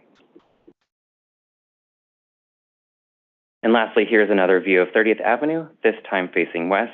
And in the foreground, you can see a 5-story multifamily building, which was recently constructed in 2008. The proposed rezoning would facilitate the development of an 8-story plus cellar mixed-use residential and commercial building pursuant to quality housing regulations. The proposed building would contain approximately 62,700 square feet of floor area with a floor area ratio of 3.6 and a maximum height of 85 feet with a 10-foot setback at the 7th floor. The applicant plans to pursue MIH option 2 and provide 30% of the residential floor area as income restricted housing set for 80% AMI, resulting in roughly 26 permanently affordable units. The proposed building would contain 41 attended parking spaces with 30 spaces for residential use and 11 spaces for commercial use. A new 12-foot curb cut would be provided along 12th Street to access the parking. The ground floor would contain around 4,600 square feet of retail floor area located on the corner of 12th Street and 30th Avenue, and another 3,200 square feet of retail storage would be provided within the cellar. The upper floors of the building would contain approximately 58,000 square feet of residential area devoted to 86 dwelling units. To facilitate the proposed development, the applicant proposes a zoning map amendment to change the existing R41, R5B, and R6B zoning districts to an R6A zoning district and map a C23 commercial overlay to a depth of 150 feet from 30th Avenue within the project area. The proposed R6A zoning district is consistent with the mapped area immediately to the northwest of the area with an R6A zoning district and extends this district closer to transit. And the proposed C23 overlay would permit the development of ground floor retail commercial uses. The following zoning regulations apply to R6A in conjunction with inclusionary housing. The base height under R6A has a minimum of 40 feet and maximum of 65. Maximum building height under R6A is 85 feet, and the maximum number of stories under R6A is 8, and the maximum residential floor area ratio is 3.6. The amount of required accessory parking under R6A is 50% of all dwelling units, and within the transit zone, no accessory parking is required for income-restricted dwelling units. The C23 commercial overlay allows for a maximum commercial FAR of up to 2.0 when paired with higher density residential districts, and the depth of the commercial overlay is 150 feet, and required accessory parking under C23 is 1 space for every 400 square feet. The applicant also proposes a zoning text amendment to Appendix F to establish an MIH area within the project area, mapping both options of 1 and 2. This application is subject to the racial equity report requirement as it seeks approval for a permitted for residential floor area above 50,000 square feet. Between 2015 and 2019, the median household income in Community District 1 was approximately $68,700 per year, which was similar to estimates for Queens and New York City at about $69,000 and $64,000 respectively. 26 of the 86 dwelling units will be income restricted for 80% of AMI. Estimated monthly rents for households at 80% AMI range from $1,900 a month for a studio unit to $2,800 a month for a 3-bedroom unit. And estimated household incomes at the 80% AMI income bracket earn on average between $74,700 for one person and $106,700 for a 4-person household. Out of the approximately 193,000 residents of Queens Community Board 1, approximately 15% identified as Asian, 7% identified as Black non-Hispanic, 25% identified as Hispanic or Latino of any race, and 47% identified as white non-Hispanic. Between 2010 and 2020, the population in Community District 1 increased by 7%, which is closely in line with the 8% growth seen at the Queens and New York City level. And all population groups grew during this period, except for Hispanic Latino group, which saw no significant change. So in conclusion, this is a private application by 3011 12th Street Realty for a zoning map amendment from existing R41, R5B, and R6B zoning districts to an R6A zoning district with a C23 overlay and related zoning text amendment to Appendix F to establish a mandatory inclusionary housing area, mapping both options, both 1 and 2.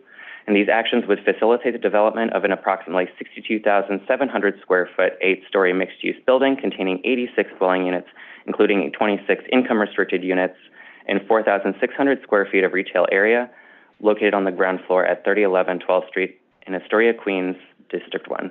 This concludes my presentation, and I'll be ready to take any questions. Excellent. Thank you very much. Commissioner Benjamin. One specific question about this project. If you could find out for us what the unit mix is, both of all of the units and of the affordable units, I think everybody would appreciate that. And number two, as a general question, when we're doing the impact EIS work or EIR work, are we, and a project is proposing parking as this one is, since we're looking at a world where we may not require that parking anymore and they may not provide that parking, are we doing the impact analyses both ways? That I understand that that's not really a question for you and it's a more general question, but I am concerned because we've seen a number of projects that have proposed parking that in certain ways as a result, they may not have significant impacts or may have a different traffic pattern than they would if there was no parking provided. So Sure. If you could kind of get the EIS people to get back on that question of how they're going to deal with that, I'd appreciate it. Thank you. We will definitely get back to you on that, although just for point of clarification on traffic generation, the environmental assessment looks at it based on the square footages in the building, not how many cars are provided in the parking. So yes, but they also, or at least they used to, also look at the issue of when cars are going to the site. Yep. Do they have to circulate in order right, if to there's find queuing or not, right, specifically based on the right, garage. and they look at the impact from the parking lot itself Yep. of cars exiting and entering. That's right. So we can get back to you on that part, but in general, the traffic analysis is done based on the square footages and not the size of the garage. Thank you for your question. Thank you. Thank you, Commissioner. Thank you again. This item is certified. Let's move on, Sarah. The fourth item on our agenda is a certification of a zoning map and zoning text amendments in Manhattan Community District 8. Our presenter is Ali Sung. Hi, everyone. Hello.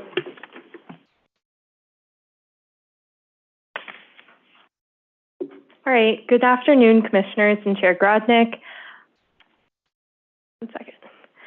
This is a private application by LM East 94th Street, LLC, requesting a zoning map amendment from an M14 district to a C28 district and a C46 district, and a zoning text amendment to Appendix F to map a mandatory inclusionary housing, or MIH, area.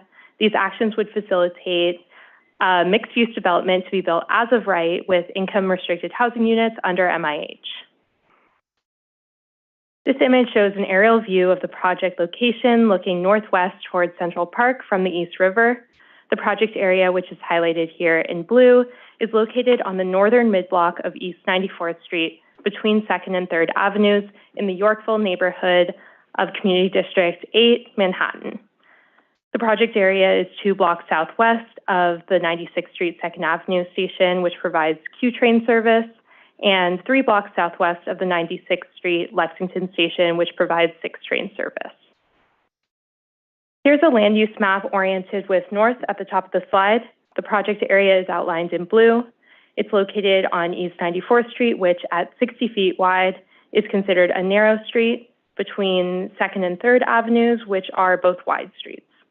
The surrounding area within 600 feet of the rezoning area is characterized by high-density tower development and 5-story walk-up apartment buildings, some of which have ground floor retail uses, as well as a few scattered institutional uses. On this map, the lighter yellow are multifamily residential walk-up buildings of 3 to 5 stories. The darker yellow are multifamily elevator buildings. The red lots are commercial and office buildings, and the pink lots are mixed-use and commercial buildings. The blue lots are public facilities and institutional uses. The proposed rezoning area has been zoned M14 since 1961 and remains a vestige of a larger historic manufacturing district, most of which has already been rezoned to commercial districts. M14 districts are light manufacturing districts with a maximum floor area ratio, or FAR, of 2. They permit most commercial uses as well as light industrial uses, but do not permit residential uses. Along 2nd Avenue between East 93rd Street and East 97th Street, the stippled area adjacent to the project area denotes the Special Transit Land Use District. The Special Transit Land Use District was established to facilitate a better relationship between new developments and the subway line along 2nd Avenue. The project area consists of part of Lot 5 and Lots 10, 111, 13, 14, and 18 of Block 1540, and is highlighted here in blue. Part of Lot 18 falls within the Special Transit Land Use District.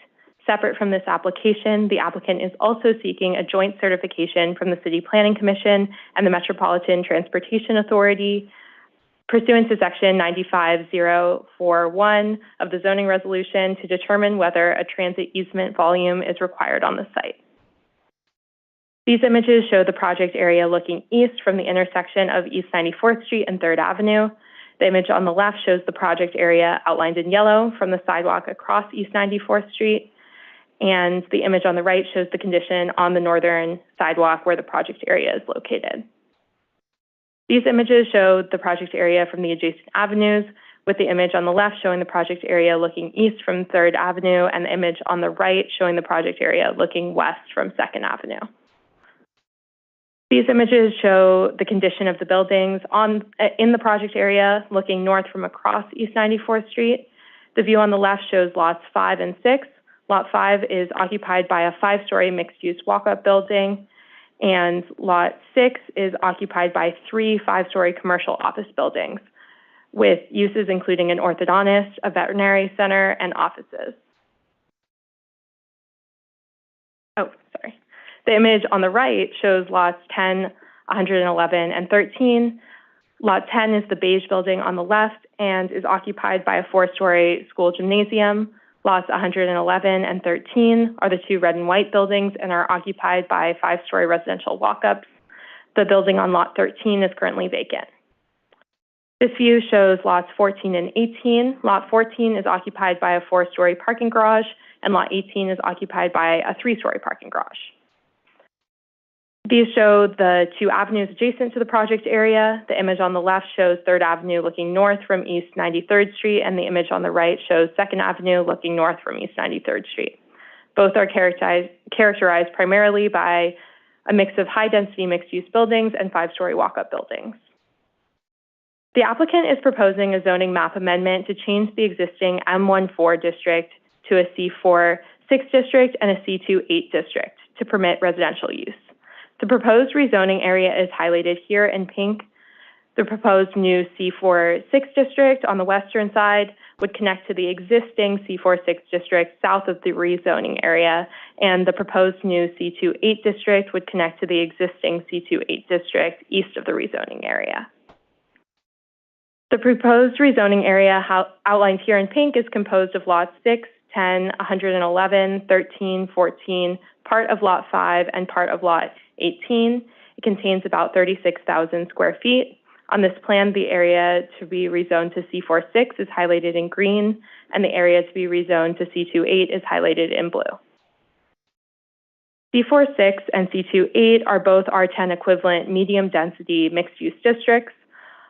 C46 districts allow medium density commercial character by permitting 3.4 FAR for commercial use and 10 FAR for community facility and residential use, or 12 FAR with MIH. C28 districts have predominantly residential character with ground floor commercial uses. They permit 2 FAR for commercial use and 10 FAR for community facility and residential use, or 12 FAR with MIH. The applicant is also proposing a zoning text amendment to map mandatory inclusionary housing, or MIH, option 1 in the project area. Option 1 requires that a minimum of 25% of the residential floor area be designated as affordable to households earning incomes with an average not exceeding 60% area median income, or AMI. If the proposed rezoning is approved, the applicant intends to create a new zoning lot that's composed of lots 6, 10, 111, 13, 14, and 18. This proposed zoning lot, which is labeled in pink, along with the requested actions, would allow for a new as-of-right development on the development site, which is the eastern portion of the mid-block, highlighted here in orange. The applicant is has proposed that lots 6, 10, and 111, which are highlighted in blue, would remain in their existing condition with their excess floor area used in the development. The vacant residential building and 2 parking garages on lots 13, 14, and 18 are proposed to be demolished to enable the new 46-story mixed-use building on the development site. This new, as-of-right 46-story building would have a total floor area of about 386,000 square feet and would rise 46 stories. The development is proposed to contain a total of 452 dwelling units, including 113 income-restricted housing units, as well as about 23,500 square feet of commercial or community facility space. This application requires a racial equity report, which helps put the proposal into context with neighborhood-level socioeconomic data.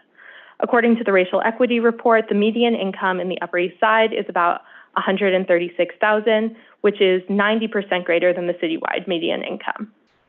The Displacement Risk Index estimates comparative levels of residential displacement risk for New York City's neighborhoods. The index ranks neighborhoods from lowest to highest risk based on recent population characteristics, housing conditions, and market pressures. On this index, Yorkville falls in the lowest displacement risk category. The applicant states in the RER that this proposal would create new income-restricted housing units in a neighborhood with limited stock of income-restricted housing, where the median gross rent is 60% higher than New York City overall and is also rising at a rate higher than that of New York City overall. Since 2014, 755 income-restricted units have been preserved and 472 have been constructed. The proposed development would create 113 income-restricted housing units for very low and low-income households. The chart on the right shows the proposed unit breakdown. The population of the Upper East Side is 74% white non-Hispanic, 11% Asian, 8% Hispanic or Latino, and 3% Black non-Hispanic. From 2010 to 2020, the area saw a 6% increase in population, with an increase in the Asian and Hispanic populations, a decrease in the Black population, and a small decrease in the white population. While population grew by 6% from 2010 to 2020, the number of housing units in the Upper East Side increased by only 0.5%. Housing production in the Upper East Side lagged behind Manhattan overall and New York City overall, which both showed an increase in housing units of about 6%. In summary, this is a private application for a zoning map amendment from an M14 district to a C28 district and a C46 district, and a zoning text amendment to Appendix F to map an MIH area. Thank you, and I'm happy to take any questions. Great, thank you very much. 2 very quick ones for me, and then I'll go over to Commissioner Benjamin. Noting that the C46 and the C28 both are R10 equivalents for FAR purposes, why not have them be the same designation here? What's the rationale for having 2 different zoning districts next door? Sure. So the C46 and C28 districts are both already in the surrounding area, like I showed on the maps. They're both, like you said, R10 equivalents, and the only real difference between the 2 districts is the amount of commercial FAR that they allow for. So the C46 allows for 3.4 FAR of commercial, while the C28 only allows for 2 FAR of commercial. The C28 would not work across the entire area because the existing buildings that are going to remain as is on the eastern side of the rezoning area would be non-compliant with the C28 district. So that's the reason why there's the C46 on that side. There is an argument maybe to be made for C46 across the entire lot, but that would allow for greater commercial on the entire area, and this is the mix that was decided upon by the applicant. Okay, and the existence of a new zoning lot, so this is all owned by a single owner here, is that correct? I would need to check with the applicant, but I'm pretty sure that it is. Okay, what's the rationale for having a single new zoning lot? The rationale for the single new zoning lot is that the lots that are going to remain as is, the excess floor area that they have is going to be transferred to the development. And that's why after the rezoning, they would create a zoning lot merger. Okay, got it. Commissioner Benjamin? And I just wanted to make sure that the buildings on the eastern part of the site that are being preserved are the occupied residential buildings? Yes, there is a lot 111 is an occupied residential building. Lot 13, which is to be demolished, is the vacant one. And then there's office buildings also on lot 6, or it's commercial. It has like a mix of different commercial uses. And I thought you said there were 2 occupied residential buildings. Lot 5 is a mixed-use building. It has some residential and some commercial, but that one is only a sliver in the rezoning area, and it is to remain as is. And then Lot 6 is, sorry, let me just quickly check my notes about this. Lot 6 is the commercial buildings that I mentioned. Lot 10, which is also to remain as is a 4-story gymnasium. And then Lot 111 is the occupied residential building. Lot 13 is a vacant residential building. Okay, and do we know if those tenants are rent regulated or? I would need to look into it for you. Yeah, I'd be interested in knowing whether they're rent regulated.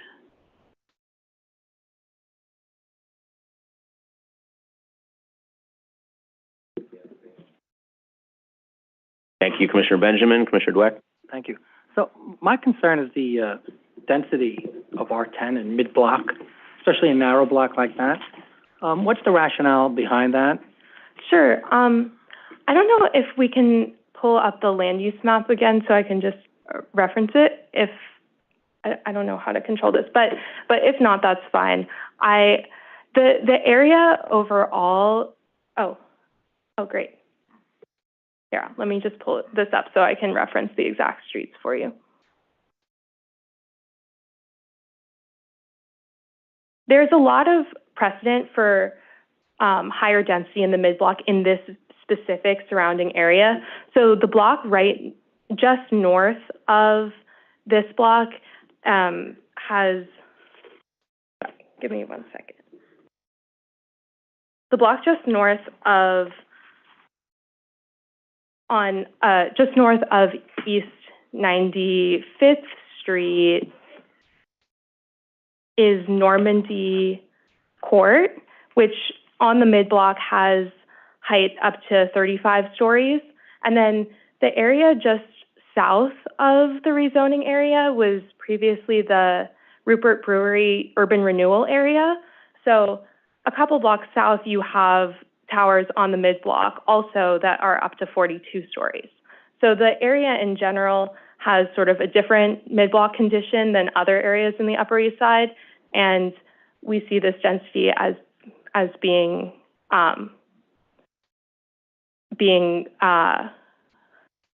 shown in other parts of the surrounding area. Textual in the department's view. Yeah, we think that it's appropriate for the surrounding area given these other mid-block conditions nearby. Thank you. Yeah, absolutely.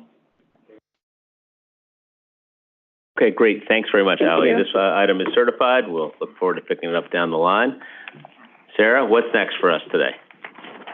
I'll just note that item number 5 on our agenda is laid over. The 6th item on our agenda is a non-dealer post-referral review of a zoning authorization in the Bronx Community District 7. Our presenter is Manny Lagares. Good afternoon, Commissioners. Hi, Manny. Hi, okay. Am I controlling this or somebody else? Okay. All right, thanks.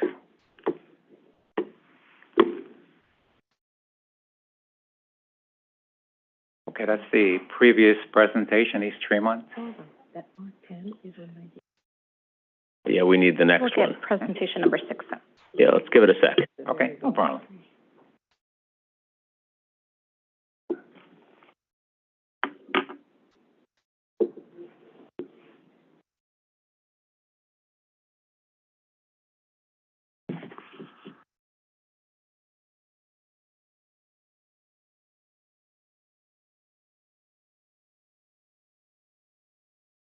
Okay, here it is. 2852 and 2866 Webster Avenue Fresh. The applicant is JELB, J-E-L-B, Webster Senior Retail LLC. They are requesting a zoning authorization pursuant to Zoning Resolution Section 6322 to facilitate the development of a mixed-use building with 279 income-restricted units. The building will contain a ground floor fresh store.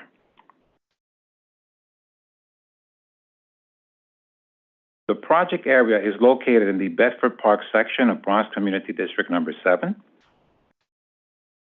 The project area is located within the Webster Avenue, Bedford Park, Norwood rezoning area, which was approved by City Planning Commission on February 16, 2011. This area is shaded in green. This approximately 80-block rezoning established contextual zoning districts to preserve the built character of these neighborhoods. The block containing the project area was rezoned from C8-2 to C4-5D. The C4-5D district is an R7D equivalent, which allows for higher residential bulk and height.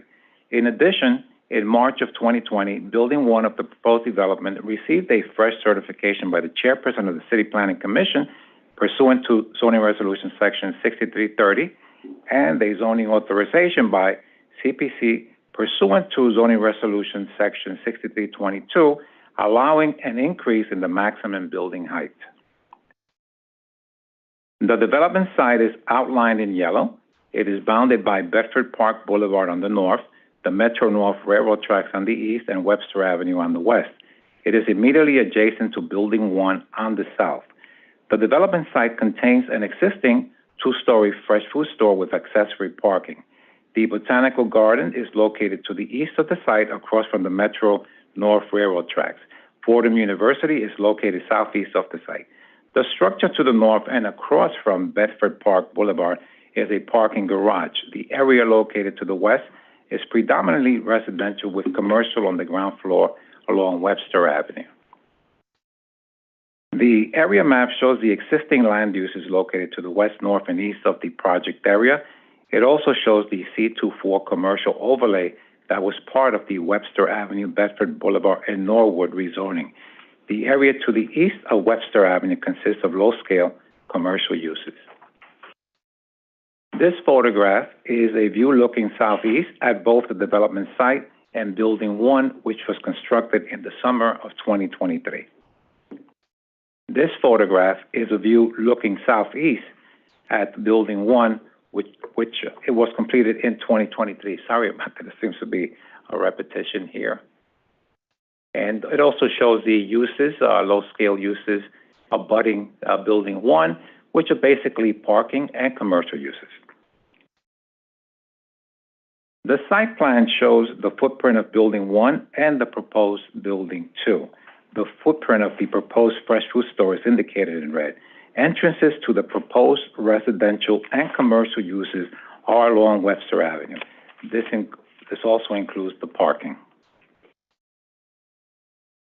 This elevation drawing is of the proposed 12-story mixed-use building. The area outlined in red indicates the height modification requested by the applicant. This slide indicates the store entrance elevation and the required signage for the fresh food store. Zoning authorization pursuant to Section 6322 for mixed-use buildings containing a fresh food store, the City Planning Commission may authorize a 15-foot increase in the maximum allowable building height, provided that the Commission finds that the proposed increase, A, is necessary to accommodate the fresh food store, B, will not adversely affect the scale and character of the adjacent buildings, and C, will not unduly obstruct light and air to adjacent properties. The proposed development will consist of a 12-story mixed-use building with approximately 202,000 square feet of residential floor area and an approximately 21,000 square foot ground floor fresh food store. The project is within the transit zone, which does not require parking. However, the proposed development will contain 40 parking spaces, 16 for residents and 24 for the commercial use. Community Board 7 voted in favor of the application, 28-0, with one abstention. I am happy to answer any questions you may have. Great, thanks, Manny. Just a quick couple of follow-ups. One is, as it relates to the light and air of the other buildings in the area. So that's one of the standards for our authorization, and I recognize we're talking only about 15 feet here. Give us a sense as to what your recommendation is as it relates to the light and air of other buildings in the area and whether this would affect it in any way. Well, the seeker review determined that it was a negative deck and saw no significant impacts on adjacent properties in terms of shadows or, blocking of light and air. Great, thank you. Okay, you're welcome. Commissioner Dweck. Yeah, I'll just follow up on the chair's question. Sure. Shadow impacts on the botanical garden, any? Well, this, again, it was very minor. Minor. Yeah, perhaps one, maybe a couple of shadows on the area, but nothing significant. Thank you. You're very welcome. Okay, great. Thanks very much, Manny. We'll schedule this one for a vote to be voted on at a future meeting. So thank you as always. Okay. Thank you. Bye-bye. Okay, Sarah. The seventh item on our agenda is a non-ULURP post referral for a modification of a previously approved special permit in Manhattan Community District 7. Our presenter is Andrew Cantu, who is on Zoom. Good afternoon, commissioners. Sorry, I can't be there. Good afternoon, Andy. Can we go to slide 2, please, Jeff? Thanks. This is a private application by the Board of Managers of the Bel Canto condominiums requesting a non-ULURP modification to a previously approved special permit to modify the configuration, number, and type of amenities in an existing covered plaza, bringing it into greater accordance with our POP standards. Next slide. The site's located at 1991 Broadway in the middle of the block between West 67th and West 68th Streets on the Upper West Side in Manhattan Community District 7. The project site contains an 83,000 square foot, 26-story residential tower with 75 residential units, 1 commercial unit on the ground floor, and the ground floor covered plaza. The building's in a C47 district within the special Lincoln Square district, which was established in 1969 to enhance the character of the area surrounding Lincoln Center and regulates things like bulk, permitted uses on the ground floor, and street wall transparency, among other urban design considerations. As you can see on the map on the lower right, it's a very mixed-use area with lots of residential, commercial, and institutional uses. Next slide. In 1980, the commission approved the original special permit, allowing for a floor area bonus of 19,734 square feet, as well as height and setback waivers for the inclusion of the covered plaza.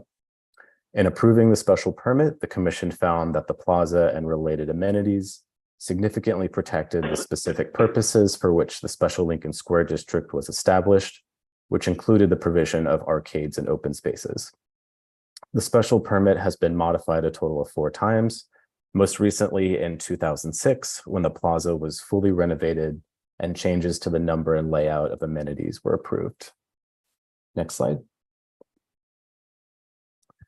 The existing plaza has an area of about 1,500 square feet and measures approximately 56 feet along Broadway with a maximum depth of about 50 feet. Per the most recent approvals, the plaza is required to provide heat and AC, 44 movable chairs and 22 tables, live vegetation and planters, and be open to the public from 8 a.m. to midnight. Next slide. Beginning in 2016, the owner of the commercial unit, which directly abuts the plaza to the west, undertook a number of unauthorized changes to the covered plaza without proper approvals, and essentially privatized the space for use by the restaurant tenant, which can only be accessed through the plaza from Broadway. DOB was alerted of those and violations were issued, and the restaurant has recently ceased operating. The modification proposes to legalize some existing unapproved conditions and implement additional changes. On the left is the 2006 approved plaza plan, and on the right is the proposed layout. I'll note that while the absolute number of tables and chairs is slightly reduced, staff feels that the proposed layout provides better circulation and is a definite improvement over the existing condition. Next slide. In addition to rearranging the tables and chairs, the applicant will also be replacing the garbage receptacles, adding planters and trees, replacing the lighting, and adding new pop signage, with the hours of operation clearly visible at multiple locations inside and outside of the plaza space. They'll also be removing unapproved tenant signage and adding new benches and wall art. Next slide. On October 3rd, CB7 voted to approve the requested changes with 37 in favor and none opposed. And a notice of restrictions will be recorded against the property to memorialize all these changes. Thanks, and I'm happy to take any questions. Thanks, Andy. So, as I understand it, the special permit for a bonus for this building in 1980 in connection with the plaza, certain requirements put in place, rules were violated, penalties were issued, and now with a restaurant that is out of business, the owner is looking to repurpose the pops so as to make it more useful, perhaps to make it more modernized. What's the? I guess what I'm really wondering is, why do they need to change the numbers that are present? 44 chairs going to 42, or 22 tables going to 19, or 10 planters going to 4 ficus trees, or whatever. Why? Right. It seems like a little bit in the weeds for the Planning Commission to have to weigh in on, but well, that part's okay. I don't think we mind going in the weeds. It's really more of a question of, to what end, who's occupying that space that took it over improperly before, what actually is the goal here, and why is this better from your perspective? Right. So, the property owner, the applicant, who's the condo board, they're not looking to repurpose the space necessarily. It's always meant to be open and inviting to the public. We think that the proposed changes will make it more so, will make it clearer that this is not, a private space that's only habitable by the occupant of the commercial unit. And that's what these changes are really intended to do. Is there any changes to the signage out front? They'll be upgraded to our current POP signage standards, and there will be more and larger signs. Go ahead, Commissioner Benjamin. I thought that there would be fewer signs, but that they would be larger. There are going to be 5 vinyl signs, I thought, and before there were many more signs. Is that correct, or am I just misremembering? I would have to look at the let me look at the table really quickly. And they had pictures of those signs that don't, I'm not sure that a casual person who did not know it was a POPs, even though it may be our standards, would look at those signs, which are like 1.5 feet by 2 feet, and know that enclosed space with its 42, they're going to have the same number of tables and chairs basically, but would know any more than they do now that is available for them to sit in or use. Yeah, so I'm looking at the table right now on slide 7, and it looks like you're correct. There will be fewer signs, but they will be larger and more visible. And our current updated POP signage requires that the amenities be listed on the signs, which currently they do not. Do you have, I didn't see a slide with the picture in the briefing presentation package. There was a picture of the new signs with dimensions. It's not in the appendix for this particular deck, but I could pull it up right now. Here's the benefit of being...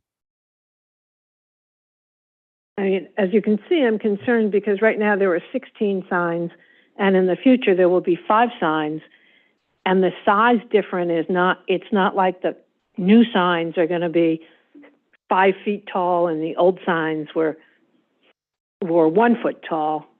Right. I understand what you're saying. So the largest of the new signs are 3 feet 9 inches tall and a foot and 4 inches wide.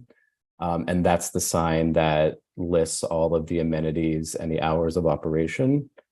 And the smaller signs are around 2.5 feet by 1 foot 4 inches. And those are the signs that just have the POPs logo and list the hours of operation. And I believe the existing signs are much smaller and don't actually list the amenities that are required to be there. I understand what you're saying. I'm just troubled that in upgrading this with the developer, we are still not really, it seems to me, providing information to somebody who is not already in the know about this space that is interior. Do we know where these signs will be placed? We do, yes. Okay. Let me... Yeah, so there will actually be 3 signs visible on the outside, and then 2 additional signs on the inside of the public plaza. So there are going to be 5 signs. Correct.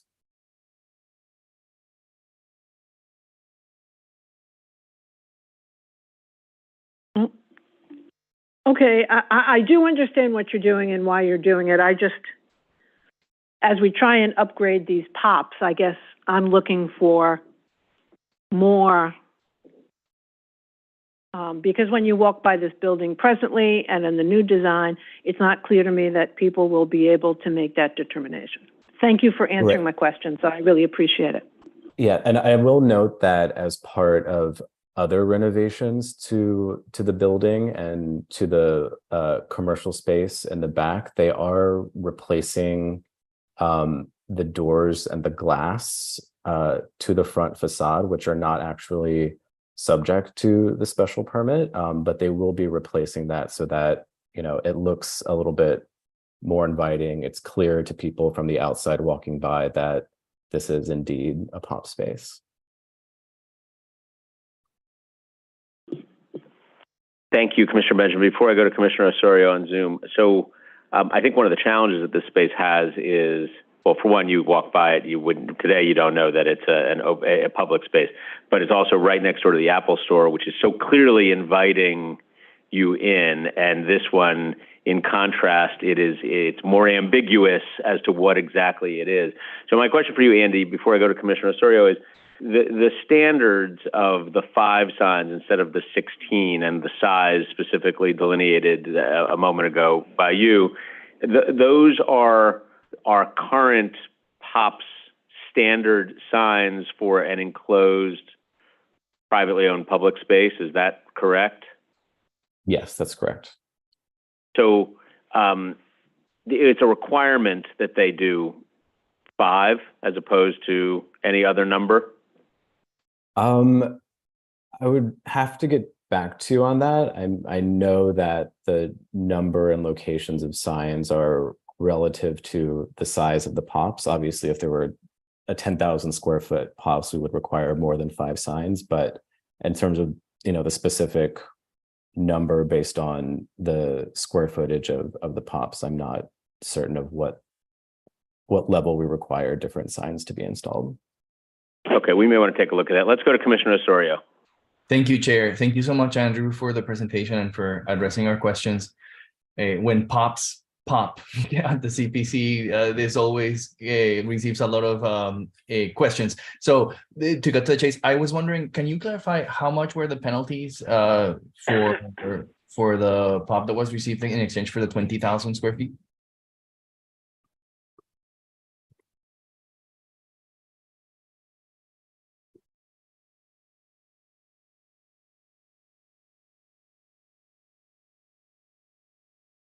Sorry, I was on mute. I'm not exactly sure of the fines that were levied back in 2016, but I can definitely take a closer look and get back to you.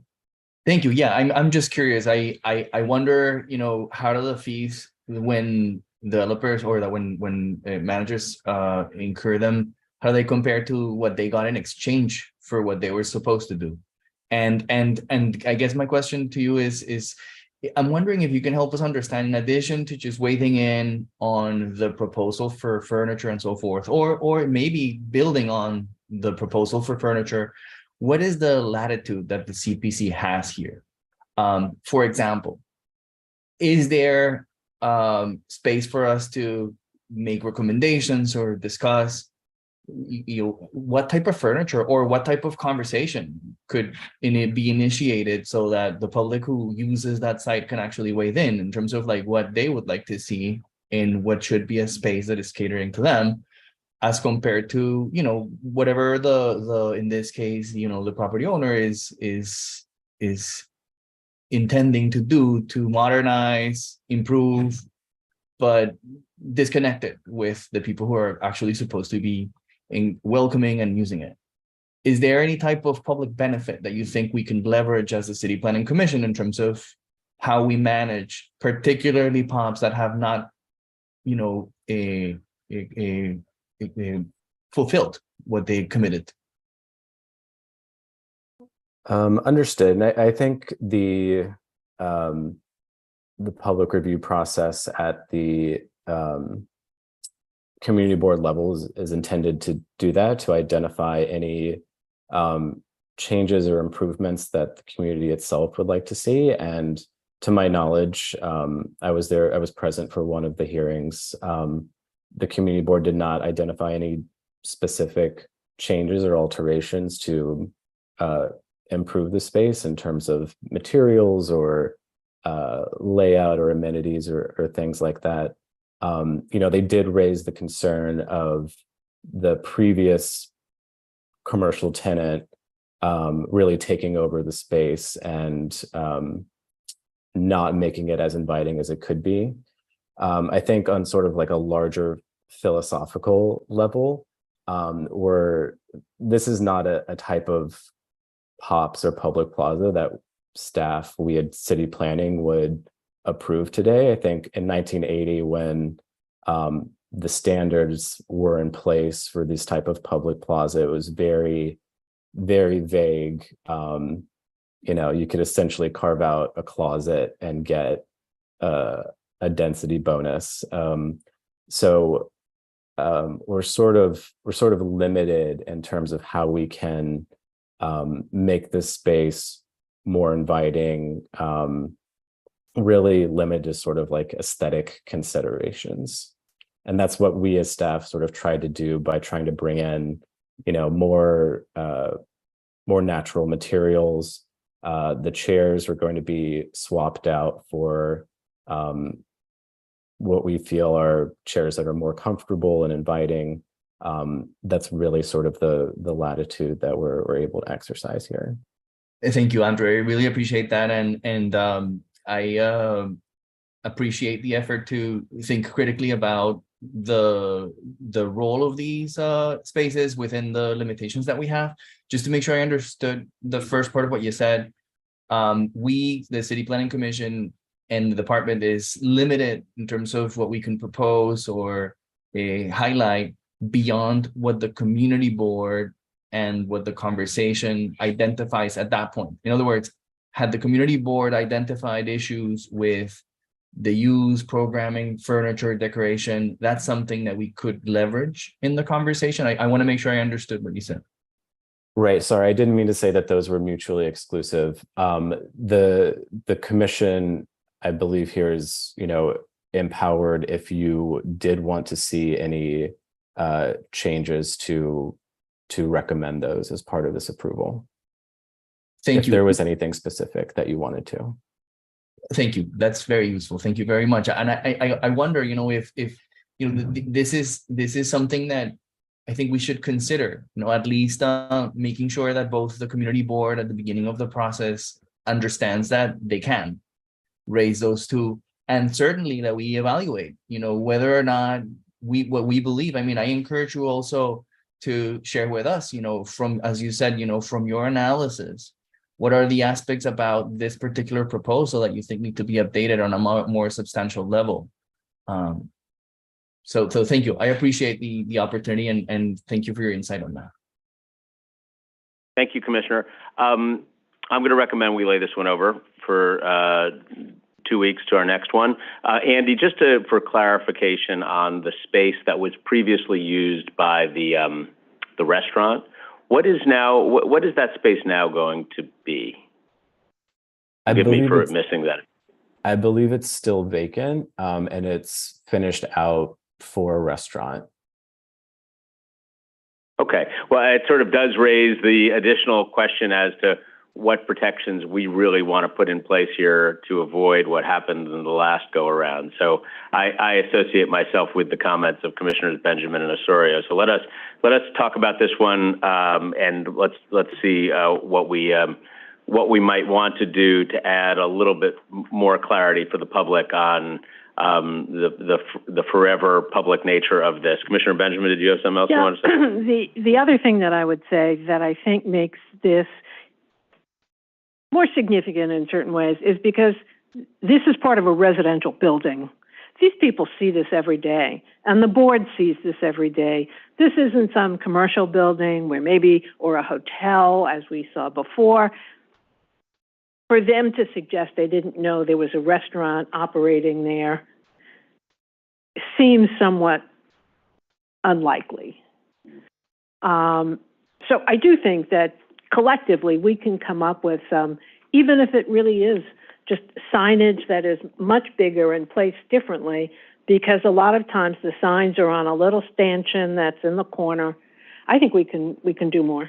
Great, thank you. So we'll pick this up in 2 weeks. Commissioner, why don't we talk about this? Andy, let's gather this group. Let's think a little bit about what we have the ability to do here that's within reason, and also very clearly delineates this as public space, so that we can avoid what has happened in the past year. But we appreciate you and your presentation.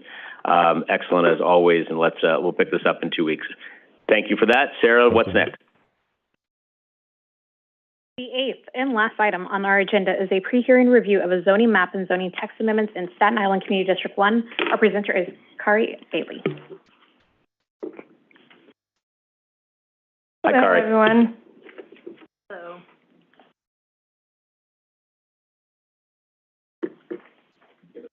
Okay.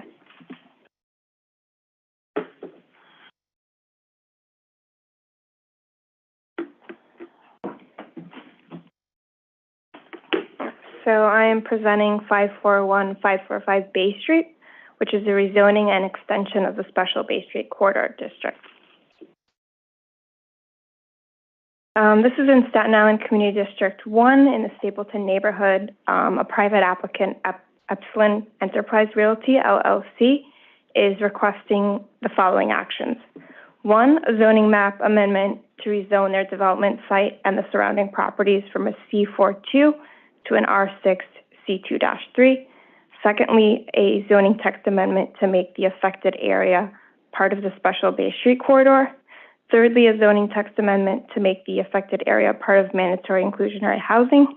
And lastly, amendments to the bulk provisions of the Special Bay Street Corridor, which affects primary street frontage and height regulations for this particular block.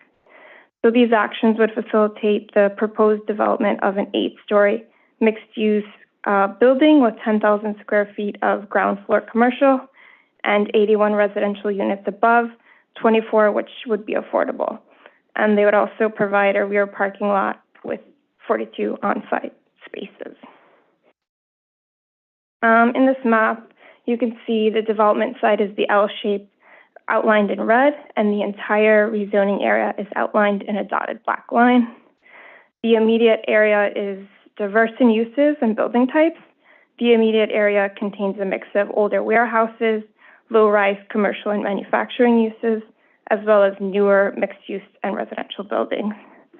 To the south and east of the site, near the Special Stapleton Waterfront District, you can see that it's zoned C4-2A, which is a contextual district that allows for commercial and residential uses. And also to the west of the site, it's predominantly lower scale residential and zoned R3-2 and R3-2 with a C1-2 commercial overlay. And the land uses in that area include churches, restaurants, home goods stores, and more local shopping. And also something to note, the Staten Island Rail Stapleton station is less than a block away, and there's many bus routes in the area. So this shows the proposed zoning map amendment. So it would rezone the area from C4-2 to an R6C2-3, and the zoning map to the left is the existing, and the zoning map to the right is the proposed. So this would extend the R6 for one more block south, and it would increase the residential FAR by 0.6 and slightly lower the commercial FAR. The project actions also include zoning text amendments to add sub-area F as part of the Special Bay Street Corridor District and add mandatory inclusionary housing.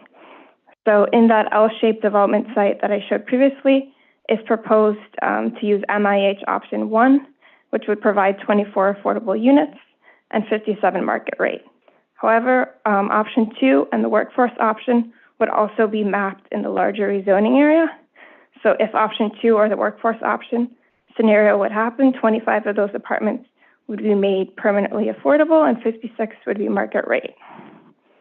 And the last zoning action is a text amendment to the bulk provisions of the Special Bay Street Corridor, which affects the primary street frontage and the height regulations for this particular block. And that's connected to the subdistrict F because it allows customizations for the L-shaped site to have proper setbacks, higher FAR in the street walls, and to have Prospect Street as the primary frontage. And this project is coming back from ULIP referral, and the Community Board 1 voted on September 12, 2023 to recommend approval of this application by a vote of 24 in favor, 3 opposed, and 5 abstentions, and we have not received anything from the Borough President. That's it. Thanks. Great. Thank you very much. Okay. Thanks very much, Kari. We will pick this one up for public hearing. I'm sorry, Commissioner Osorio. Commissioner Osorio, sorry I didn't see you. No worries. Thank you so much. Thank you, Carrie, for the presentation. That was very useful. The materials were also very clear. I had a quick question. Is there anything, or can you share with us what the conversation about vulnerability to flooding, what has been the extent about that? And it's clearly really close to the 100-year floodplain, the current one, and very much kind of like potentially vulnerable in the future. I'm wondering if you can share with us what has been the extent of the conversation so far. Yeah, the commercial portion of the building would be in the flood zone, and the applicant has shown in their materials that they would build to the flood-proofing standards that are laid out. I'm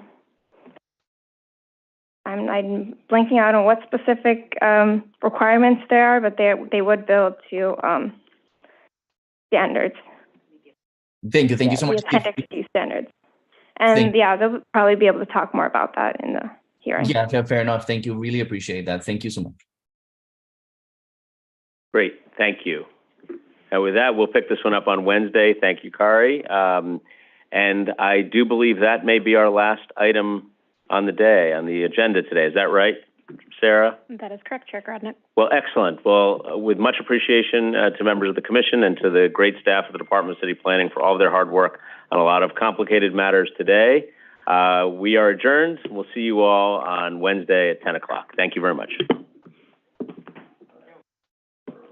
The time is 3:56 p.m. Do you have a minute? Just was like, you know what? I'm